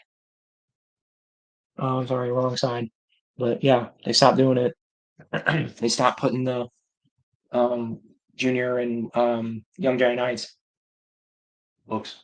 They only did it for those. So yeah, Prodigar. I would say Shadows and Star by Star 1 and 2, and then if you want, maybe I give you three. I guess if you want. Um, I do like. It's tough. It's tough. No, those two are close. I had to do another Bantam cover. I do like Darksaber's cover. Darksaber's pretty good. It's a little boring, but I don't know. I'm not big on the Thrawn trilogy covers. I mean, they're okay. I don't know. I think the Thrawn trilogy covers could have been a little better. I like them, but eh. Let's see. I don't know. Teresa Bakura is cool. Yeah, I could just start pulling them out here, I guess. Um, I don't know. James Acino. I do like Unifying Force. Unifying Force is cool. You got Shimra. You got Jason, Luke. Shimra is just freaking cool looking, man. Shimra is just freaking badass. She's the French. He just looks awesome on that cover. I like the glowing eyes and look at that. That's scary looking there, man. That's like almost something out of a horror movie. Look at that. The teeth, claws, and everything. You know, his horns and everything. You know. Anyway, mine's even got the still got the CD. I still got the CD in mine. Right? CD still in there. So anyway, yeah. I guess I could show. I don't know. I guess those are my three. I don't know. I like Bantam covers, but they all kind of blend together. I don't know. What's Protagur? You can tell me what your favorite is. I mean, I don't know if you want to give your opinions or not. Um, I don't know. I can show. Let's see. I do like Destiny's Way. Destiny's Way is pretty cool. Destiny's Way is cool. It's a cool cover. Oh, what's on the CD? It's a round table thing. It's in a paperback. Maybe I could do maybe an audiobook of that. It'd be kind of boring, but um I guess I'll answer low quality painting first. What happened to the Infinite and the Divine audio? It got removed. Copyright. Um, Games Workshop. Copyright claim me. Yeah. So sorry. I'll do AI. I'm gonna do more Warhammer stuff at some point. Low quality painting. I'm assuming you're a Warhammer guy if you're talking about painting. But yeah, I'll probably just redo it with AI at some point because I don't want to get copyrighted again because Games Quality Workshop was pretty irritated because they gave me a claim on I think two different things. So I had two copyright claims for a while there, which was not good. I almost had the channel taken down for that. So I'm gonna have to handle that carefully. So sorry, low quality. It was there. It was there for about a couple months, 2, 3 months, and then yeah, Games Workshop took it down. So but it'll be back at in some shape or form. It's gonna be a different form, but it'll be on there again at some point. And then yeah, probably to go back to what you're talking about. The CD has a round table. It's a digital copy of the book, which I'm tempted to open it. I'm tempted to just open it and put on my old computer, and see what it looks like, the digital copy of the book. It's just, but again, it's just a digital copy. It's a digital copy of Vector Prime. And I'll double check here, but I'm pretty sure.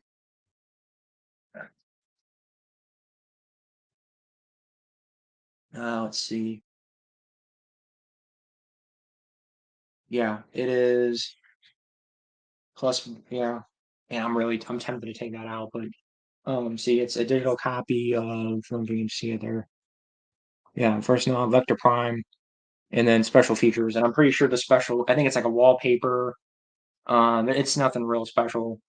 It's a wallpaper, and then the round table, which was in the paperback because I have the paperback of it, and it says it in there. This was on the the CD special edition of the hardcover. It's a round table basically of how they. It's really interesting actually, at least for me because I like the NGO a lot.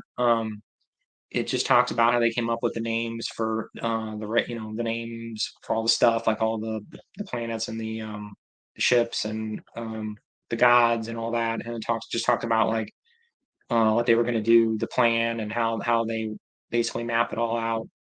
And that's where most of the information I think on Wikipedia about the NJO is probably from, like at least the behind the scenes stuff is from that. because James Lucino's on there.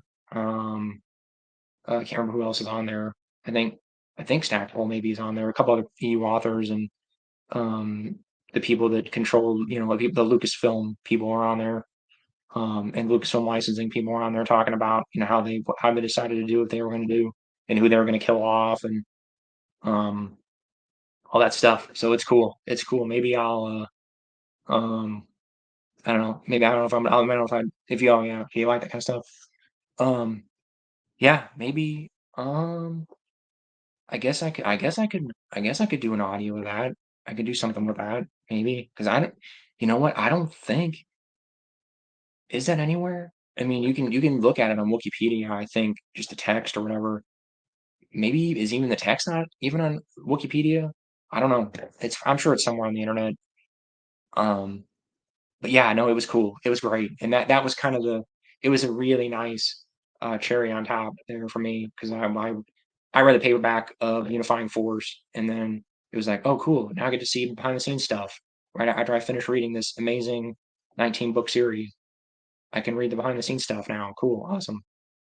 So, um, yeah, it made me happy. It was nice. It was cool. You would like it if you like behind the scenes stuff, which I'm kind of a nerd for that kind of stuff. Yeah, I recommend if you're able to. Probably the easiest way probably just to buy the paperback and find either find on the internet somewhere or buy a paperback of Unifying Force. It's in there, the round table. So yeah, it's cool. It's awesome. Low quality painting. Yeah, they're harsh at protecting the IP. Yes, yes. Tell me about it. So, um, yeah, it's probably gonna be a while. I mean, yeah, like I said, I could do the AI, but I might wait a little bit longer before I start doing Warhammer stuff again. I'm not. That's the thing. I'm not really super into Warhammer. I've actually never read any of the books or anything. I don't know anybody personally who's into Warhammer. I talk to people on the internet that are into Warhammer. I know it's a really big thing, and I know Henry Cavill's doing a TV show, and I'm aware of it. And I mean, I have like really, really bare bones knowledge because I played a couple of the video games. I played I played Space Marine when that came out back in 2011. That was fun. I played and then I played the new one. What was it, that FPS? Not the boomer shooter one, but the one before that. It was pretty good. It was like a Doom Eternal knockoff. That was good. That was pretty good. It was a good Doom knockoff. I know the new one that there's a boomer shooter out now. It's pretty good. I started playing it. But I'm kind of burned out on boomer shooters right now. So I kind of just stopped.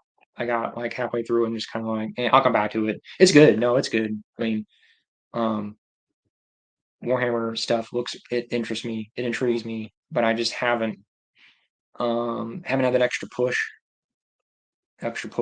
to, there's a bookstore near me and I just moved recently. There's a bookstore near me that has, um, a little display and it kind of has like the first chunk of all the Warhammer books and I almost bought what was it, Horus Heresy. I think that's considered one of the kind of entry points. A low quality painting, if you're still here, correct me if you want to give me some kind of guidance or whatever. But somebody told me Horus Heresy is kind of like a good entry point to Warhammer like novels and stuff.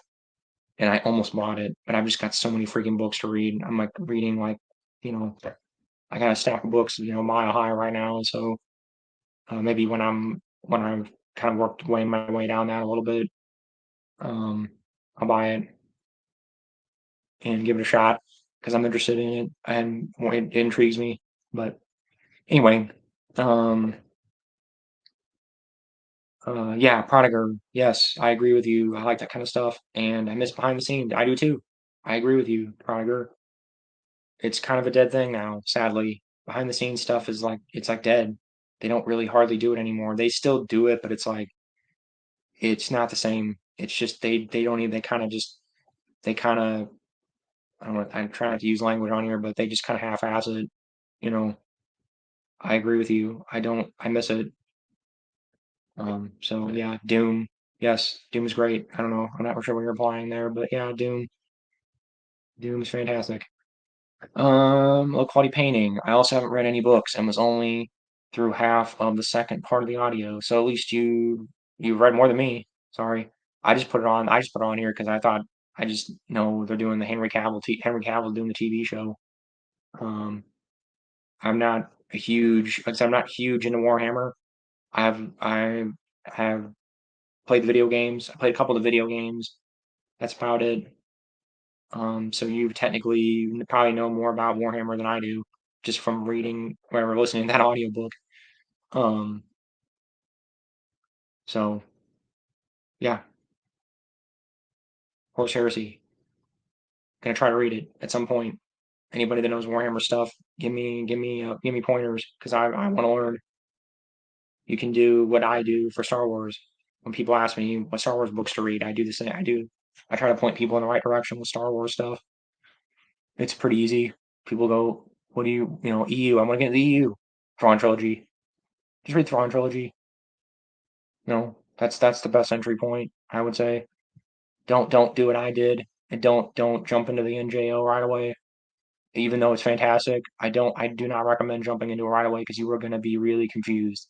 You're not gonna know who anybody is. You're not gonna know half the characters. You'll know all you're gonna know is Luke or Leia and Han had a bunch of kids and okay, Luke's married. Okay, what's going on here? You're just gonna be confused because that's how I was. Because I read the NJO, I went into that pretty much completely blind, and I was very confused. So, Prodiger, I think that would be a cool show. Oh yeah, the Warhammer show. Yeah, yeah, I've heard good things. I've heard I like Henry Cavill. He picks good projects for the most part, so I think it'll be good. And he's a fan of the franchise, so that's always a good sign when the person heading it or whatever is a fan of the franchise. That's always a good sign. Low quality painting. The Heresy series is a good setup to what happens in the current time, but it's not the beginning of timeline. But there is no books about the beginning as far as I know. Okay, yeah. Um, I've just heard it was a good entry point. I know it's not the beginning of the timeline or anything, but I just heard it's a good entry point. It's just that's what's kind of stopped me from jumping into Warhammer. It seems kind of confusing. Like I guess I shouldn't say that because people say that. See, that's the thing. The EU people always said that about the EU. Like the EU is confusing. I don't know where to jump in. It's like it's not it's not pretty much every book is written to be standalone. You can jump in again, like I said, NJO. I don't recommend jumping into it right away, but you can do it. I mean, they pretty much tell you everybody is. They do. They tell you. I think there's even a thing at the beginning that says, Luke is married and has, Jason or sorry, Luke has been married and is ushering in a new era of Jedi Knights, and it kind of sort of like lets you kind of know what's going on so you're not totally lost. I don't recommend it jumping into it right away, but um, you know, it they let you know what's going on. And I feel like Warhammer doesn't really do that as much. They kind of do. I mean, I know they have that thing at the beginning. It's like, it's thousands of years in the future and blah blah blah. But it's like, okay, um, I don't, it just doesn't give me a whole lot of context. Like, I get it's thousands of years in the future. Maybe I'm just overthinking it. I guess I don't know. I like Dune, and maybe I probably need to approach it like Dune because Dune does not explain anything. Dune, you're just basically just thrust into it. Excuse me. You're just basically dumped into the universe. It doesn't really explain anything. It's all through the dialogue and stuff where you kind of figure everything out and go, oh, okay. Because there's nowhere in the book it says it's thousands of years in the future. And I guess I can Warhammer that. At least they give you a little bit more background than Dune. Um, because Dune doesn't do that at all. Dune a lot. Dune turns a lot of people off. A lot of people do not like Dune because it does not give you any like it does not hold your hand at all. And a lot of people do not like that. Where it just okay, here it is. He just kind of just dumps you in, and oh yeah, there's a bunch of people. They're these Bene Gesserit witches, and they're like supernatural. And they can basically like melt your brain. And there's this kid, and he's he's like he's the chosen one, and you're just, you're just supposed to accept that. And most people kind of go, what? Like, what the hell is going on here? I'm confused. Where am I? What's going on? And what are we doing? What are we doing here? Oh, there's different planets, and what the hell is going on here? And they don't like machines because they had a war with machines in the past. Oh, uh-oh. People get confused very quickly with Dune. It's very easy to get lost, and I understand that completely. But I was just and captured by it. It just grabbed me like immediately. I don't, it's There's very few books that I knew pretty much immediately, like, I'm gonna love this, and that's how Dune was with me. It just grabbed me like immediately. I was hooked from line one pretty much. So, I can show. Hey, Prodiger, I have a first edition Dune. If you want to see it, let me know. I have a first edition of Dune, and I showed it off last night, and I'm tempted to show it off again. Let me know, guys. The three people that are in here, if you want to see my first edition of Dune, just say something. If you want to talk about Dune, we can talk about Dune. I love Dune. I love Dune too. There's a lot of things I like. So we don't have to talk about Star Wars. We can talk about Star Wars the whole time. We can talk about whatever you guys want to talk about. Now about Warhammer, I mean, I'll admit low quality painting is going to have to kind of guide me a little bit. I don't know a whole lot about Warhammer, but we can talk about it. But anyway, low quality painting, Infinite and Divide. Hang on a second, Prodiger. Infinite Divide is a good standalone. It gets better. The more you know. Okay, yeah, I've heard that. Infinite Divide's a good standalone. I almost bought it. I should have bought it. I was at a Barnes and Noble, and I almost bought it, and I didn't. I kind of regret it now. I'll try to buy it used somewhere, whatever, because it looked interesting to me. I liked it. It was like like a robot guy, and like it was a robot guy and another guy basically fighting over a planet or something. It sounded really cool. It sounded really, really cool. It sounded like something that would be up my alley, like robots and crazy dudes fighting. That sounds like something that'd be up my alley, in my wheelhouse, whatever. So yeah, I'll definitely check it out. Low quality painting if I ever find a copy of it somehow, or I find it cheap somewhere on the internet. Um, Prodigal, Dune is awesome. Yes, I agree, 100%. Dune is awesome. Dune is great, and I actually liked the new movie. I thought it was surprisingly good. I was surprised how good the new movie was. I know it's part one, but I was genuinely surprised on how good that was. Um, Low quality painting. I know that Warhammer rips off Dune at multiple points. Yes, I have heard that. I've heard that. A lot of things rip off Dune. Star Wars rips off Dune. I know I'm a huge Star Wars nerd, but yeah, Star Wars rips off Dune a lot. George clearly read Dune and was a big fan of Dune. Clearly, I mean, yeah, Tatooine is basically Arrakis. Sandworms, what is it? The pit, Farcoon, excuse me, the Sarlacc is a sandworm. It's basically a sandworm. It's just a stationary sandworm. I think they do move. I think the EU they explains that they are able to move and stuff. So they're basically sandworms, yeah. And there are sandworms in EU stuff, in books, and in the Jedi Academy game. There's basically a sandworm. So yeah, a lot of things are Pop Dune, low quality painting, not just Warhammer. Don't worry, Dune was an inspiration for a lot of things. Did you read Butler and Jihad? No, I have not yet. I have not read all the Kevin J. Anderson books yet. So, Prodigal, you might be more an expert than me. I've only read the Frank Herbert books, and I have read a couple Kevin books. I've read some of the newer ones. I've read the trilogy he just did recently. Um, the Caladan trilogy. The Caladan trilogy. I've read the Caladan trilogy. Um, no, and I need to read the all the Kevin J. Anderson books. There's a lot of them, and I will get to them eventually. And I'd like to do audiobooks of them at some point. I think somebody already has most of the Kevin J. Anderson books. And oh yeah, I had some Dune books. I had a couple. I had Sisterhood of Dune. I think I had Sisterhood of Dune on this channel. I got taken down. I had that taken down. Then I got copyright strike for that. Macmillan, I think, or whoever it was. Um, yeah. So I need to. I don't know. I'll do Dune stuff. I got so much stuff to do. But anyway, oh yeah, Prodigar. Okay, you want to see? Give me 1 second. I'll show it to you, and I'll answer your other question. Is the A is the AN in is an AI audio of the Kevin Anderson? Not sure what you mean. Do you want me to do? There's somebody already has a uh the an AI of the Jedi Academy books. It's a different guy that does Star Wars audiobooks. I don't remember his name, but anyway, he yeah. So it's already been done. Okay, you like to see it? Okay, yeah, sure. Good. Hang on 1 second. You guys must not have been here last night. Hang on. Set my unifying force back here real quick.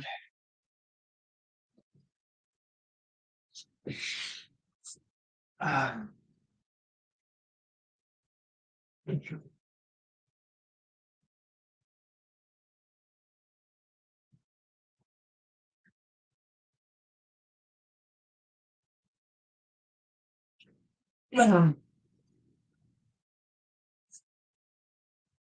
here you go.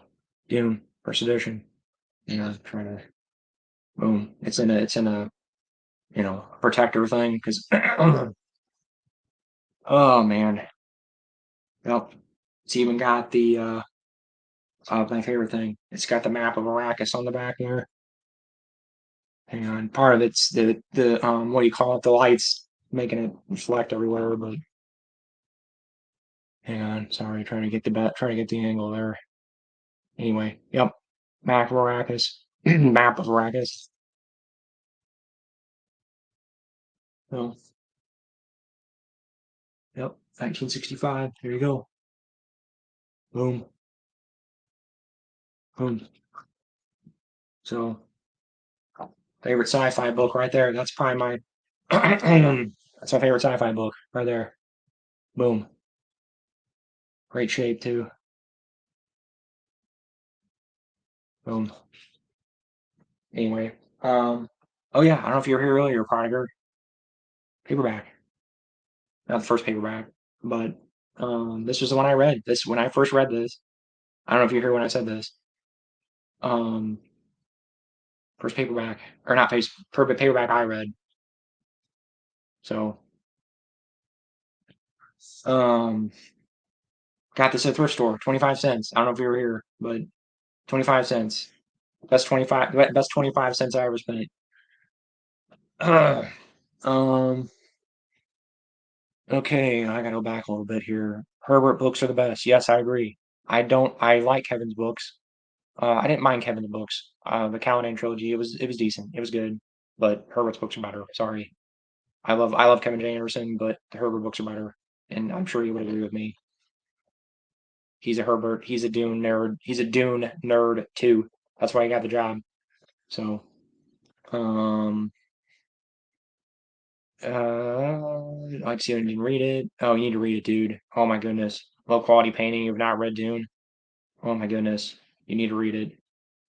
And I know that's like wasn't that thing on the internet where people were kind of like making fun. You need to read Dune, like you need to read Dune, man. Like read it. Or and there's there meme where like there's a meme where a guy's like basically like a guy reads Dune and he basically starts acting like a Fremen.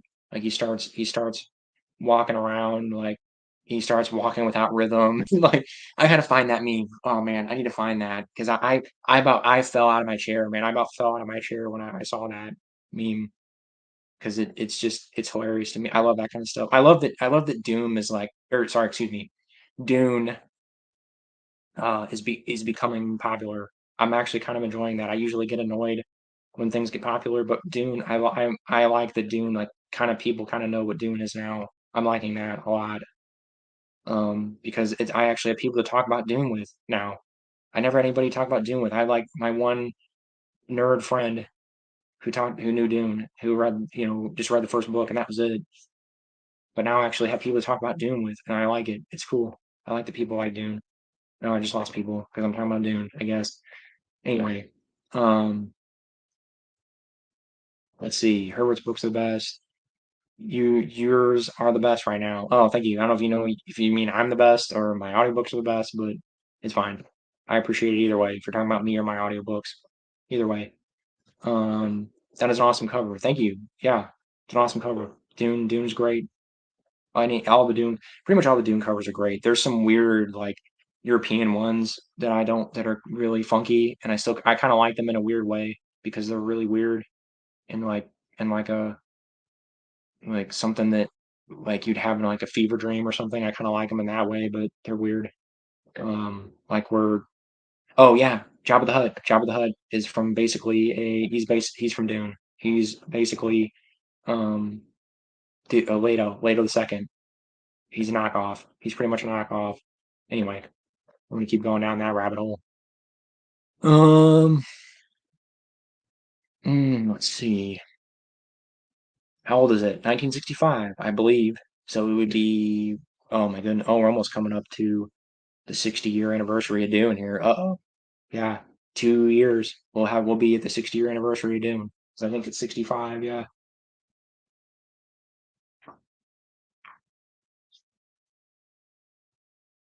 65. Yeah. So 60 years. It'll be 60 years here. Oh, howdy, Raffante, Raffante. Yeah. Oh, yeah. Raffante. Dune. If you want to see first edition of Dune, there you go. We're talking about Dune right now, although we don't have to. But anyway, um, it'll be 60 years old here in 2 years, so it is 58 years old.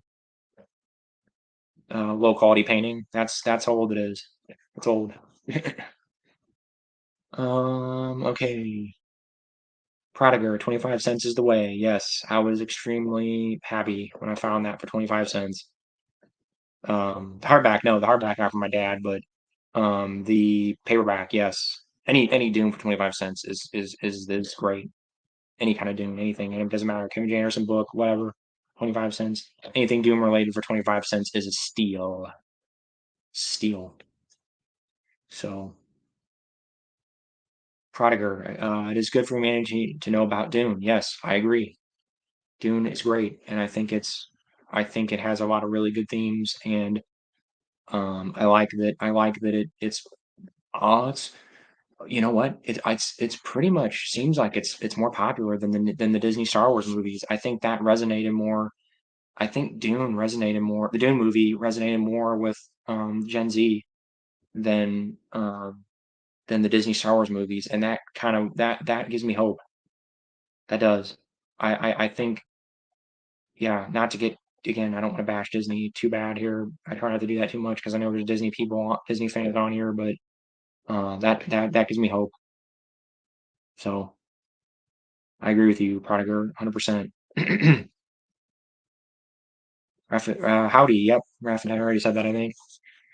Raffinte, I don't know if I'm pronouncing that right. Thank you for providing such many audiobooks. I'm slowly making my way to a full collection now. Oh, great. Cool, awesome. I guess you're collecting them. I don't care. You can, if you want, like I said, if you want to, if you want to support me on Patreon, great. If you don't, you don't have to. I don't care. Just watching the videos is supporting me and talking, leaving comments and doing whatever.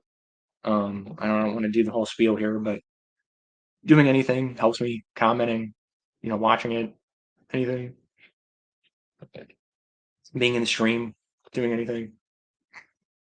Um, Raffinte again. Cross Current Riptide are my last books I need for the Legacy Hero. Okay, all right. I see what you're saying. I guess are you like collecting them? I guess for yourself, just to listen to them, just so you have them, like kind of like me, except you're doing it with audiobooks instead of actual books. Yeah, I hear you. I had Cross Current Riptide. I had paperbacks of those. Those never got hardbacks. Never. There's a fan. I think what I'm gonna do actually. There's a fan printing. I think there's a fan printing that puts them both together, and I'm gonna get that. I'm gonna do a printing and print them both because I want to have them in hardback. Because I like Jane Core. I think I know you know he's kind of a blank slate, but I think he's a cool character. So anyway, yeah, I'm glad. I'm happy. Raffinte, that I was able to help you. So that's the whole point here. So yeah, I don't know. Anyway, any other questions? If there's anything else you guys want to ask, go ahead and ask. Anything. Doesn't have to be Star Wars related. It can be anything. Oh man. Maybe I'll look through again paperback. I don't know if I should. Yeah. So let's see here. Oh, this has a map in it too. This has. Oh man, this has got a different map. I think the map's different. Yeah, this has the whole map. Is it? Is it not? Yeah. Oh wow. So it does have a different map. That's got the full. That's got the full map of Arrakis. That's cool. I never noticed that. It's got a. It actually has a better map than the hardback. Huh. Interesting. I collect books too, but I have only about 70% of the canon books at the moment, just a few from Legends. I have about 70% of the Legend stuff in audiobooks now. Okay, cool. Um, like I said, I might start collecting. I don't know. I don't think I'm gonna collect Disney stuff, but I'll read it. Like I said, once I'm done with EU. I thought about reading some Disney stuff maybe at some point. I don't know. I got a lot. I got a lot of stuff to read, so that's like way down the road right now for me. So, um, favorite lightsaber. I always like Count Dooku's lightsaber. I always thought he had a cool lightsaber because it's curved. I liked the. I liked that it was curved. I liked his curved lightsaber, and then he had that little hook on the end there.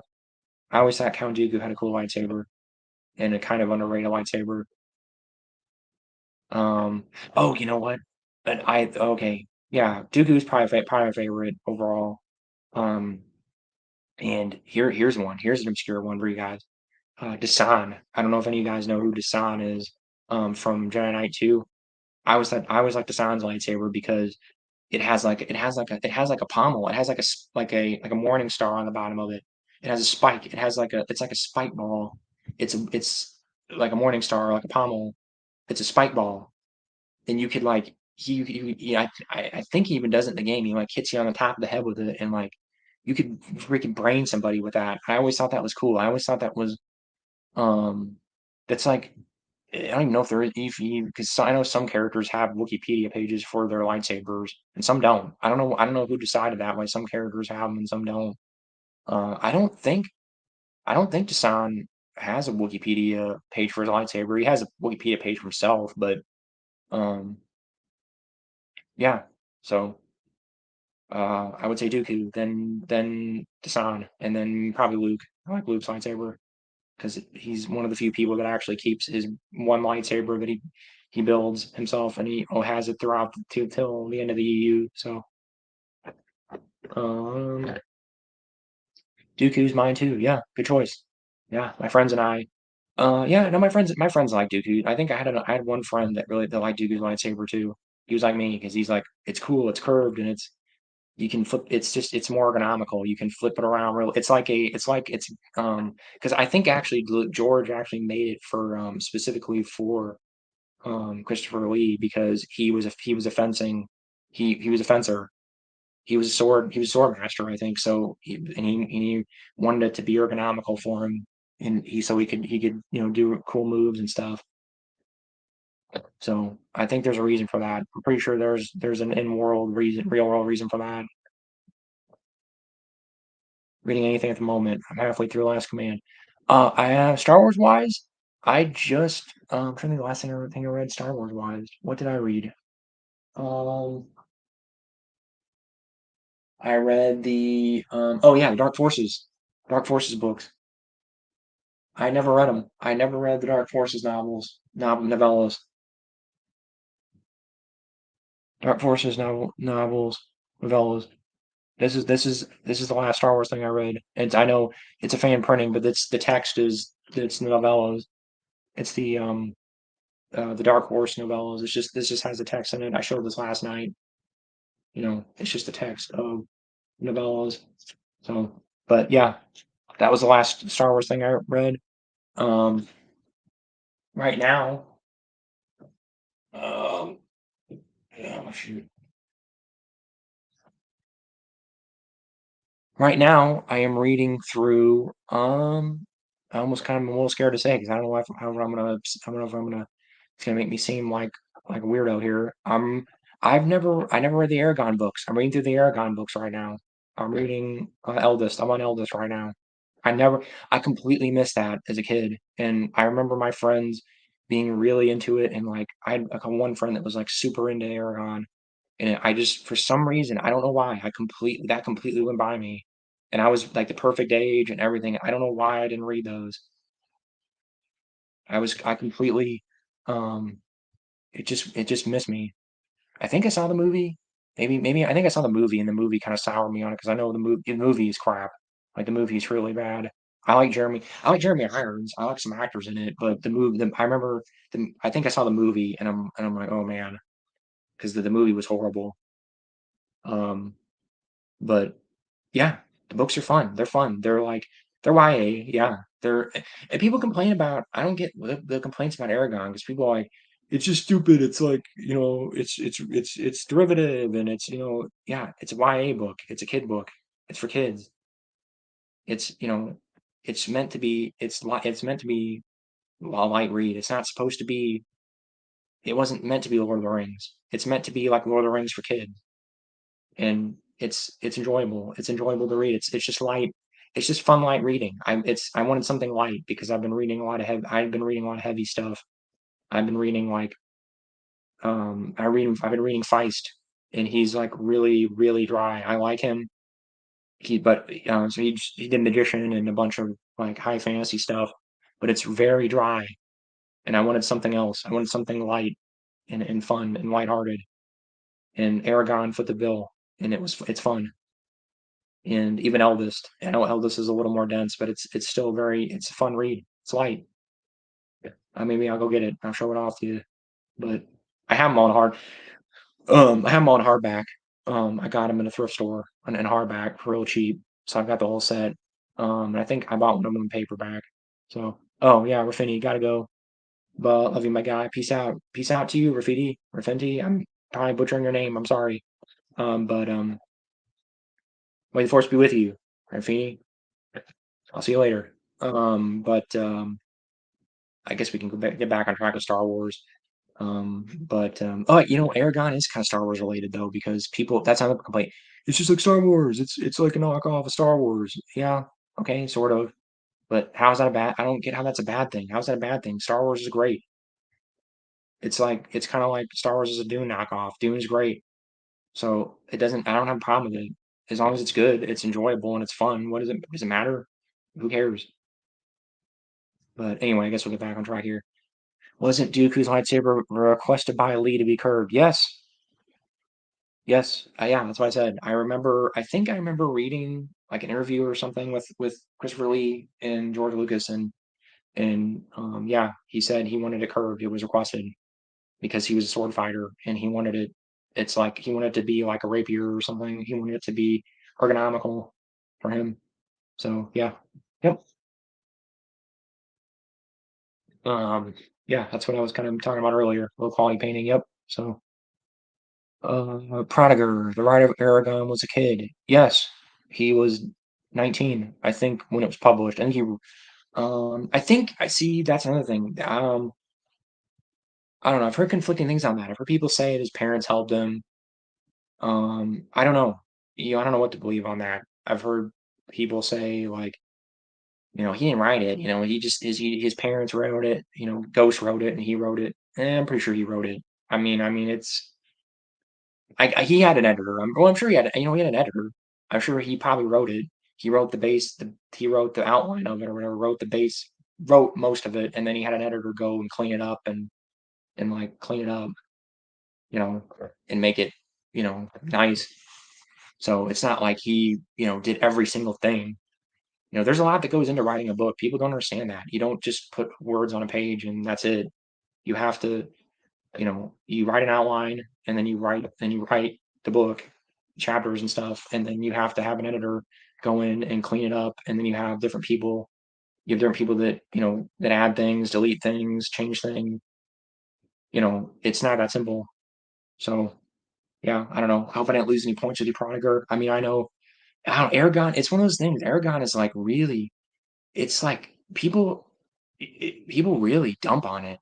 Like people really, really dump on it really hard, and I don't get it. It's like Kevin J. Anderson's book. Kevin J. Anderson. People dump on him real hard, and I'm like, what? It's fun. He writes fun books. Sorry, I'm losing people. I guess because of this.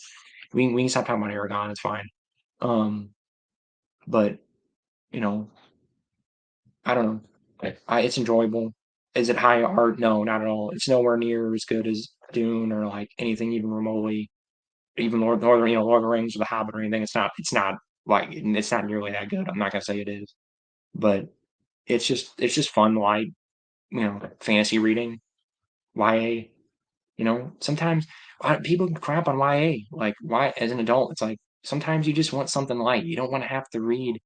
You want something light that you can just sit and just kind of passively read and not have to like concentrate and really focus on. You just kind of want to just you want to be taken on a little light adventure, and that's what Aragon is. It's just a light little adventure about a kid and a dragon. It's not not everything has to be a world ending thing or a mind blowing experience. You know, so Prodigar, yes, but yes. He was technically, well, I think technically he was an adult. He was 19 when it was published, so he wasn't really a kid. He wrote it probably partially. I think he wrote it, started writing it when he was a kid, but I think it was published when he was 19. So he was technically an adult when it was published. Again, two people that are here. We can talk about something else. If you want to talk about something else, let me know. I'm just trying to come up with things. Maybe I'll take a, I don't know, Prodiger and whoever else is here. Do you want me to, maybe I'll take a break here if you want to come up with some questions. Maybe I'll take a little break here and come back. Um, if I'm getting sidetracked here, with Aragon, but yeah, I mean, you asked what I was reading, and that's what I'm reading right now, just because I need a break from heavy, heavy stuff. So anyway, anything else that Prodiger or low quality painting, either one you want to ask, go ahead. Yeah, some Y is amazing. Yes, I agree. Some of it, hell, Star Wars. I mean, Star Wars is kind of gray area. Some people consider it YA, like even the adult stuff. I mean, I think they're marketed, or at least old EU was marketed as adult novels, but um, the Young Giant Knights books, those are YA, and those are amazing. Those are incredible. I love those. I love the Young Giant Knights books. They're fantastic, and they're YA. The Hobbit's YA. The Hobbit's actually even lower. The Hobbit's children's book. It's not even technically YA. It's not even really that. It's a children's book, and that's one of the best books ever written, and one of the best fantasy novels ever written. And that's YA. Oh, low quality painting. You don't know what Aragon is? Oh, it's a drag. It's basically it's a book about a dragon. I'm not sure how old you are, but you know, um, yeah, Aragon was big. It was like you have to understand, like when I was a kid, Harry Potter was so huge that there was just everybody was putting out a YA book. Like everybody and their grandma was writing a YA book at the time. Everybody and their dog and their grandma was sitting there penning YA books because there was just so much money. Harry Potter was just cranking out money, man. Those books were if you weren't around for it was like the Pokemon craze. If you weren't around for that, man, it was crazy. Like I talk about people, about people that have Pokemon. When Pokemon came out, man, oh my God, it was on billboards, it was on planes, it was on buses, it was crazy. Pokemania. I mean, I know Pokemon Go was big, but I mean, you don't even it was. I know the Gen Zers guys, you Gen Zers, you kind of have that, but it's like, trust me, it dwarfed that. The Pokemania in the '90s was insane, and then yeah, like I said, the YA. There was a YA like Harry Potter. There was a YA. There was like a YA mania. It was almost like with Pokemon. There was a YA mania where it just there was everybody was putting out YA books because Harry Potter just made so much bank, and Aragon was kind of a part of that. Um, Artem, okay, I don't know. I'm gonna date myself here again, but Artemis Fowl. That was another one. I read those. Those I read. That was my YA series. Like when people talk about YA series that they read, um, I didn't get into Harry Potter. Again, I'm weird. I did not get into Harry Potter at all. Um, it was kind of more of a religious thing, I guess, partially. I don't want to get into all that, but it wasn't just that. I just didn't get into it. I didn't. That completely missed me. Even though I was right at the perfect age, perfect time. It's like Aragon, same thing. It completely missed me. Um, so, you know, I don't know. It was an interesting time. And it was a very interesting time to be alive. Um, Jedi Academy is YA. Take a break. I'm not sure what you mean by that, but yeah. If you mean Jedi Academy, you mean the if you mean the Kevin J. Anderson books, those were marketed as adult novels, I think. I don't think those are marketed as YA. If you're talking about the young Jedi Knights books, yes, those are YA. Those are marketed as YA. Those are YA. The Jedi Academy books, I'm pretty sure those were marketed as adult novels. I'm pretty sure. Pretty sure. But again, Star Wars is kind of it's a gray area because I hear people say, "Oh, Star Wars novels, that's YA." And I don't correct them because they're not really totally wrong. I mean, it's kind of a gray area between an adult novel and I read them when I was a kid. I read NJO. I probably shouldn't have read that, honestly. It was probably maybe a little bit above me, but it's a gray area. Star Wars is a gray area. Um, oh, yeah, well, I guess if you take it from George himself, it's not because George himself said he wrote Star Wars for 12-year-old boys. So, um I don't know. That might upset some people, but I watched a thing with him. I don't know. This is a few weeks ago or something, maybe a couple months ago, and he's like, "Oh, oh, Fox is not." Or this, I think this is back for the buyout. And he's like, "Fox is not gonna." I think that the guy was asking him, who'd you write Star Wars for? And he kind of goes, "Fox is not gonna like me saying this, but." Um, I wrote it for 12-year-old boys. That's why I wrote it, and everybody kinda in the crowd kinda was like, "Huh?"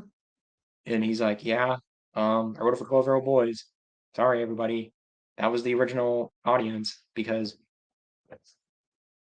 he was a kid. I mean, he was it's about, growing up and, going out into the world and stuff. That's what it's about. That's what it is because Luke's basically a kid. It's about him growing up, going out into the world. So, yeah, anyway. So you could buy through the transitive property, you could argue that all the Star Wars books, all the sorry, that Star Wars books are YA because 12-year-old, that's YA, right? So if you want to do that, you could technically infer that, but whatever. Thanks for all the ebooks, of course, audiobooks. Yes, Brian Thompson, of course, no problem. Um, Aeon Jack, can you make a series playlists for the books that run together? I kind of did that, I thought.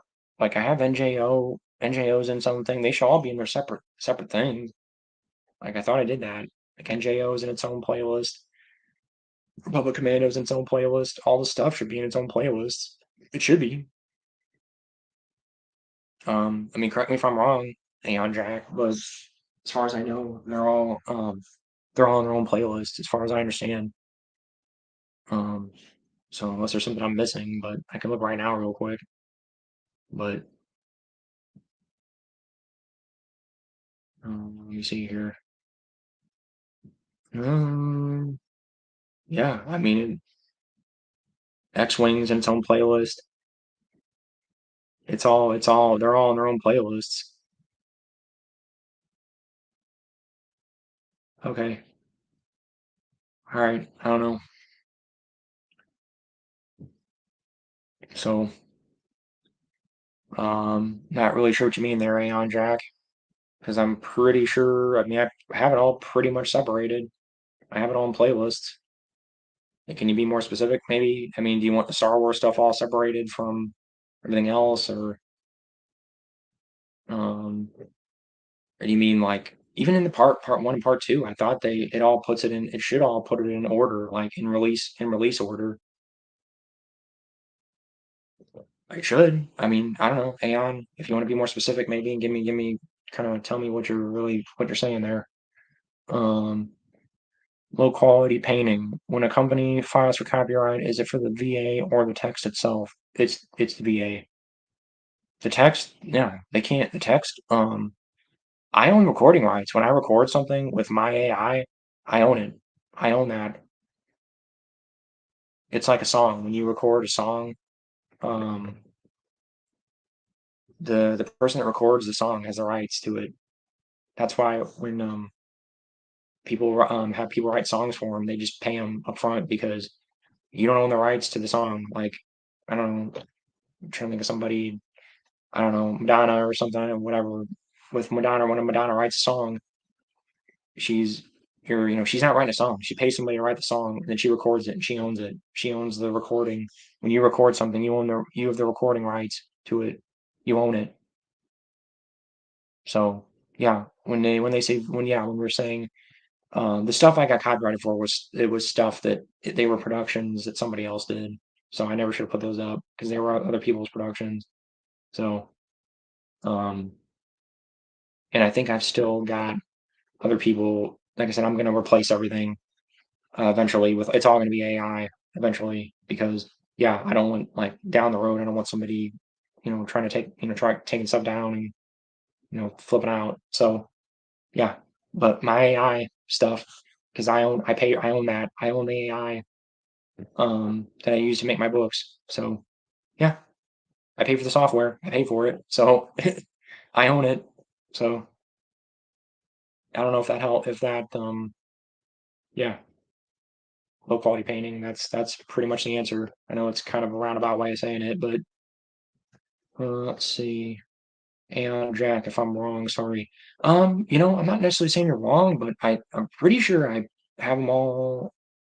It should all be in playlists. I mean, I tried. I think it for a while there, I didn't. Now maybe if you haven't looked recently, maybe look again because I know for a while there they were kind of weird. They were kind of all over the place, but um, they should all be in playlists now. Everything should be in a playlist. I think even the Clone. I only did one Clone Wars book, and even that's in a. I put that in a Clone Wars playlist. That should be there. Should be. I don't know. Like I said, go ahead and if you want to check again, Aeon Jack, go ahead and check or whatever. If there's any kind of problem, I mean, let me know if there's a specific issue. Because I know people are saying like I want to get them in chronological. If you I want some kind of chronological order, it's like it's kind of hard to do that. I don't think there's really a way to do that to have every single thing in chronological order. You can you can have playlists. I think there's a way for you to you can set each playlist and have them play in a specific order. I think you can do that on your end, on the user end. I'm not sure about that. Not 100% sure on that, but I think there's a way to do that. So you could effectively, if you want to, play everything in chronological order that I have right now. So I don't know. Maybe not. So um, I don't know. Might take a short little break here. Maybe. Okay. I don't know. Come with some questions, guys. Maybe take a quick little break here and then come back. Probably not for too much longer because it's getting late. But yeah, I'll be back.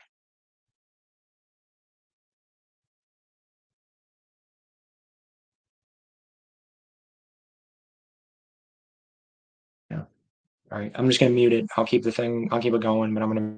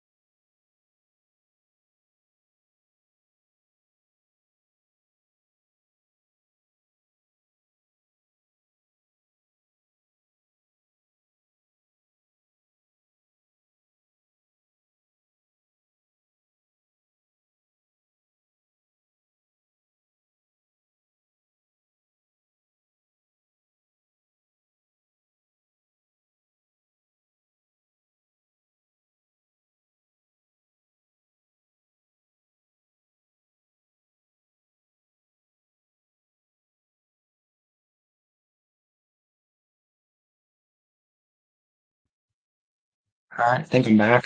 You should be able to hear me, hopefully. Okay. Have you played any of the Last of Us games? Yes, I played the first one. I played it when it came out. It was great. I liked it a lot. Um, two only on is two only on PS5? I haven't played the second one yet. I want to whenever I get a PS5. Um, yeah, I liked Last of Us, and I've heard the TV show was good. I heard the TV show was really good. I haven't gotten around to watching it yet though. I've got so many things. I'm watching Twisted Metal right now. I am liking Twisted Metal. I was really surprised about Twisted Metal. I'm enjoying that quite a bit. Um, but yes, I played Last of Us, the first one, and I liked it a lot. It's great. It's a fantastic game. I like Naughty Dog. Naughty Dog. I grew up. They made the Crash Bandicoot games. I really like Crash Bandicoot a lot. I really like Naughty Dog. I like Crash Bandicoot and the Jack games. Those are all fantastic. The Crash trilogy and the Jack trilogy. I played all those when those came out. So yeah, I like Naughty Dog. They make good, really good games. I'll try to move on here so we don't get too bogged down. Prequels is what got me to start reading the books. Yeah, that was me too. I was in the same boat. I saw Phantom Menace. I did not see in the theater, sadly. I got saw a bootleg of it 'cause my mom wouldn't take me to the theater. So I saw a bootleg of that. I saw Attack of the Clones in theaters. And then I think technically the first EU I think I technically read was I was in a scholastic book program, summer reading program, and it was a Jedi Apprentice novel. I think technically the first EU I ever read was Jedi Apprentice. It was the first Jedi Apprentice novel. That's the first EU I ever read. I've got it up there. I can grab it if anybody wants to see what it looks like. Um, yeah, I'll grab it real quick, I guess maybe, and then I'll come back to the other questions.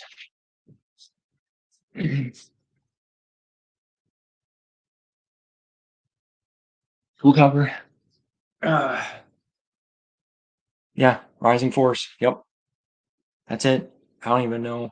I don't think this is my original copy. I doubt it. I think I've had to replace this because I read it so many times, but I think this was technically. Oh, yeah, it's got. It might be my copy because it's got the sticker on the back. But yeah, that was my first. I think this was technically my first EU. I think was this, and why I'm such a big Obi-Wan fan. I like Obi-Wan a lot.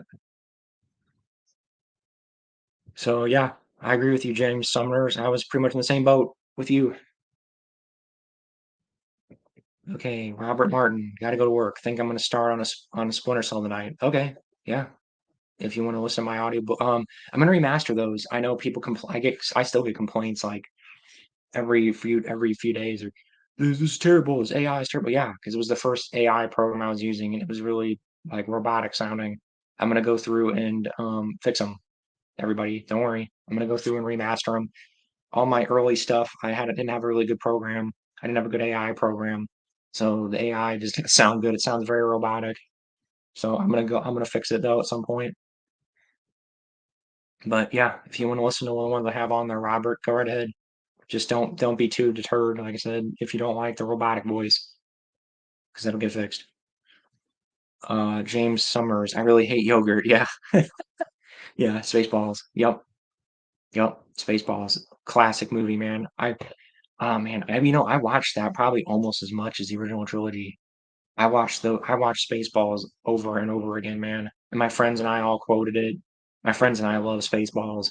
Man, we used to rewatch that like crazy and quote it and stuff.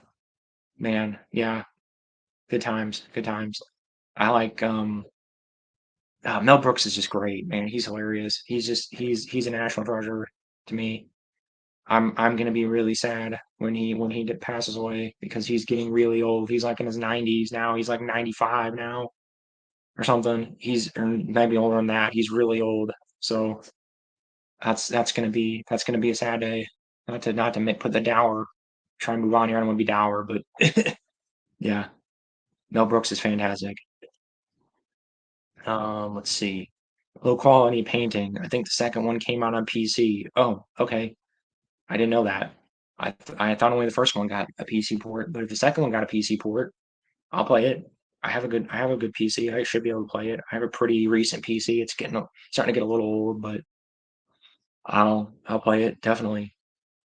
Well, you know what? Yeah, I should be able to handle that. I I just kind of had the other day. I when the Starfield requirements came out, I that made me depressed because I'm like, oh, I guess my computer's old now because I don't think my PC is gonna be able to run Starfield, and I'm kind of disappointed. So I'm gonna have to get it on console, I guess. I was like, oh man, shoot. Oh well. We can talk video games. I don't care if you guys want to talk about video games. We can talk video games. I might end the stream soon if I don't get a whole bunch of more people here soon. But if you want to talk about video games, you talk video games. I don't care. I can talk about pretty much anything. Whatever you guys want to talk about, just let me know. But yeah. Last of Us. I guess I'll just keep talking about Last of Us or whatever since low quality painting was the last person to say something. Yeah. I played the first one around the time it came out, and I remember um I enjoyed it a lot. It was really good. It was fun. I didn't I'm normally not big on like cinematic storytelling, like cinematic games like that. I'm kind of more of a gameplay guy. I'm not really big into like just story, like totally story driven games. I'm more, I like the gameplay more. But that was pretty good balance of both. I mean, the gameplay was good. It had a good balance between gameplay and story. I wish it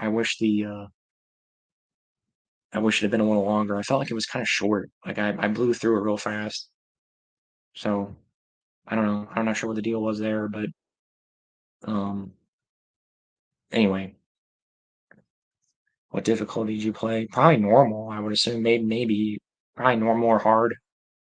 Um, you know what? I can't. I at the time, yeah, I could blow through games like crazy because I wasn't working or anything. I didn't have a job at the time, so I was like blowing. I could blow through games like crazy. See, now I'm running my own business, so I have, you know, I don't have nearly as much time to play video games. I mean, but normal, I pretty much play everything on normal or hard.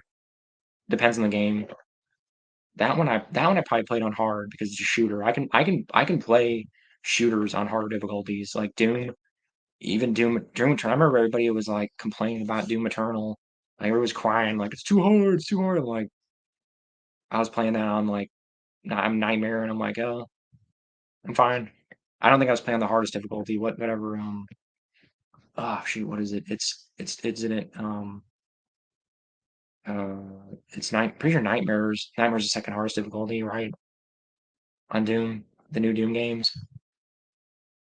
So I was playing those. I played Doom 2016 on Nightmare, and I was fine. I mean, I can do. I have the probably not so much anymore, but I had the reflexes for that because I was a big shooter. I played shooters, man. I was like a shooter junkie. I played Halo, and I was huge. Oh my God, if you want to talk about Halo, I don't know if low quality painting. If you want to talk, I'm assuming you're the only guy here. If you want to talk about Halo, man, I can talk about Halo all night because I was huge Halo guy, and I want to do Halo audiobooks. That's probably my second. I really want to do Halo audiobooks. But I'm so backlogged now with Star Wars. Everybody's wanting to do want me to do Star Wars video audiobooks. Um, but yeah, so shooters. I'm like freaking used to be. I mean, I'm still pretty good. Yeah, I was playing. What was I playing the other day? I was playing something. I was playing was it Call of Duty Modern Warfare 3 because they restarted all the servers for all the older Call of Duty games. I don't know if I know. I'm not sure I'm talking to. I'm assuming I'm talking to low quality painting here. I don't know if you know that they restarted the server or they updated the servers for the older Call of Duty games. And I thought like, oh man, I'm old. I'm in my 30s. I'm gonna get stomped. And I was freaking schooling people, man, in Modern Warfare 2 and Modern Warfare 3.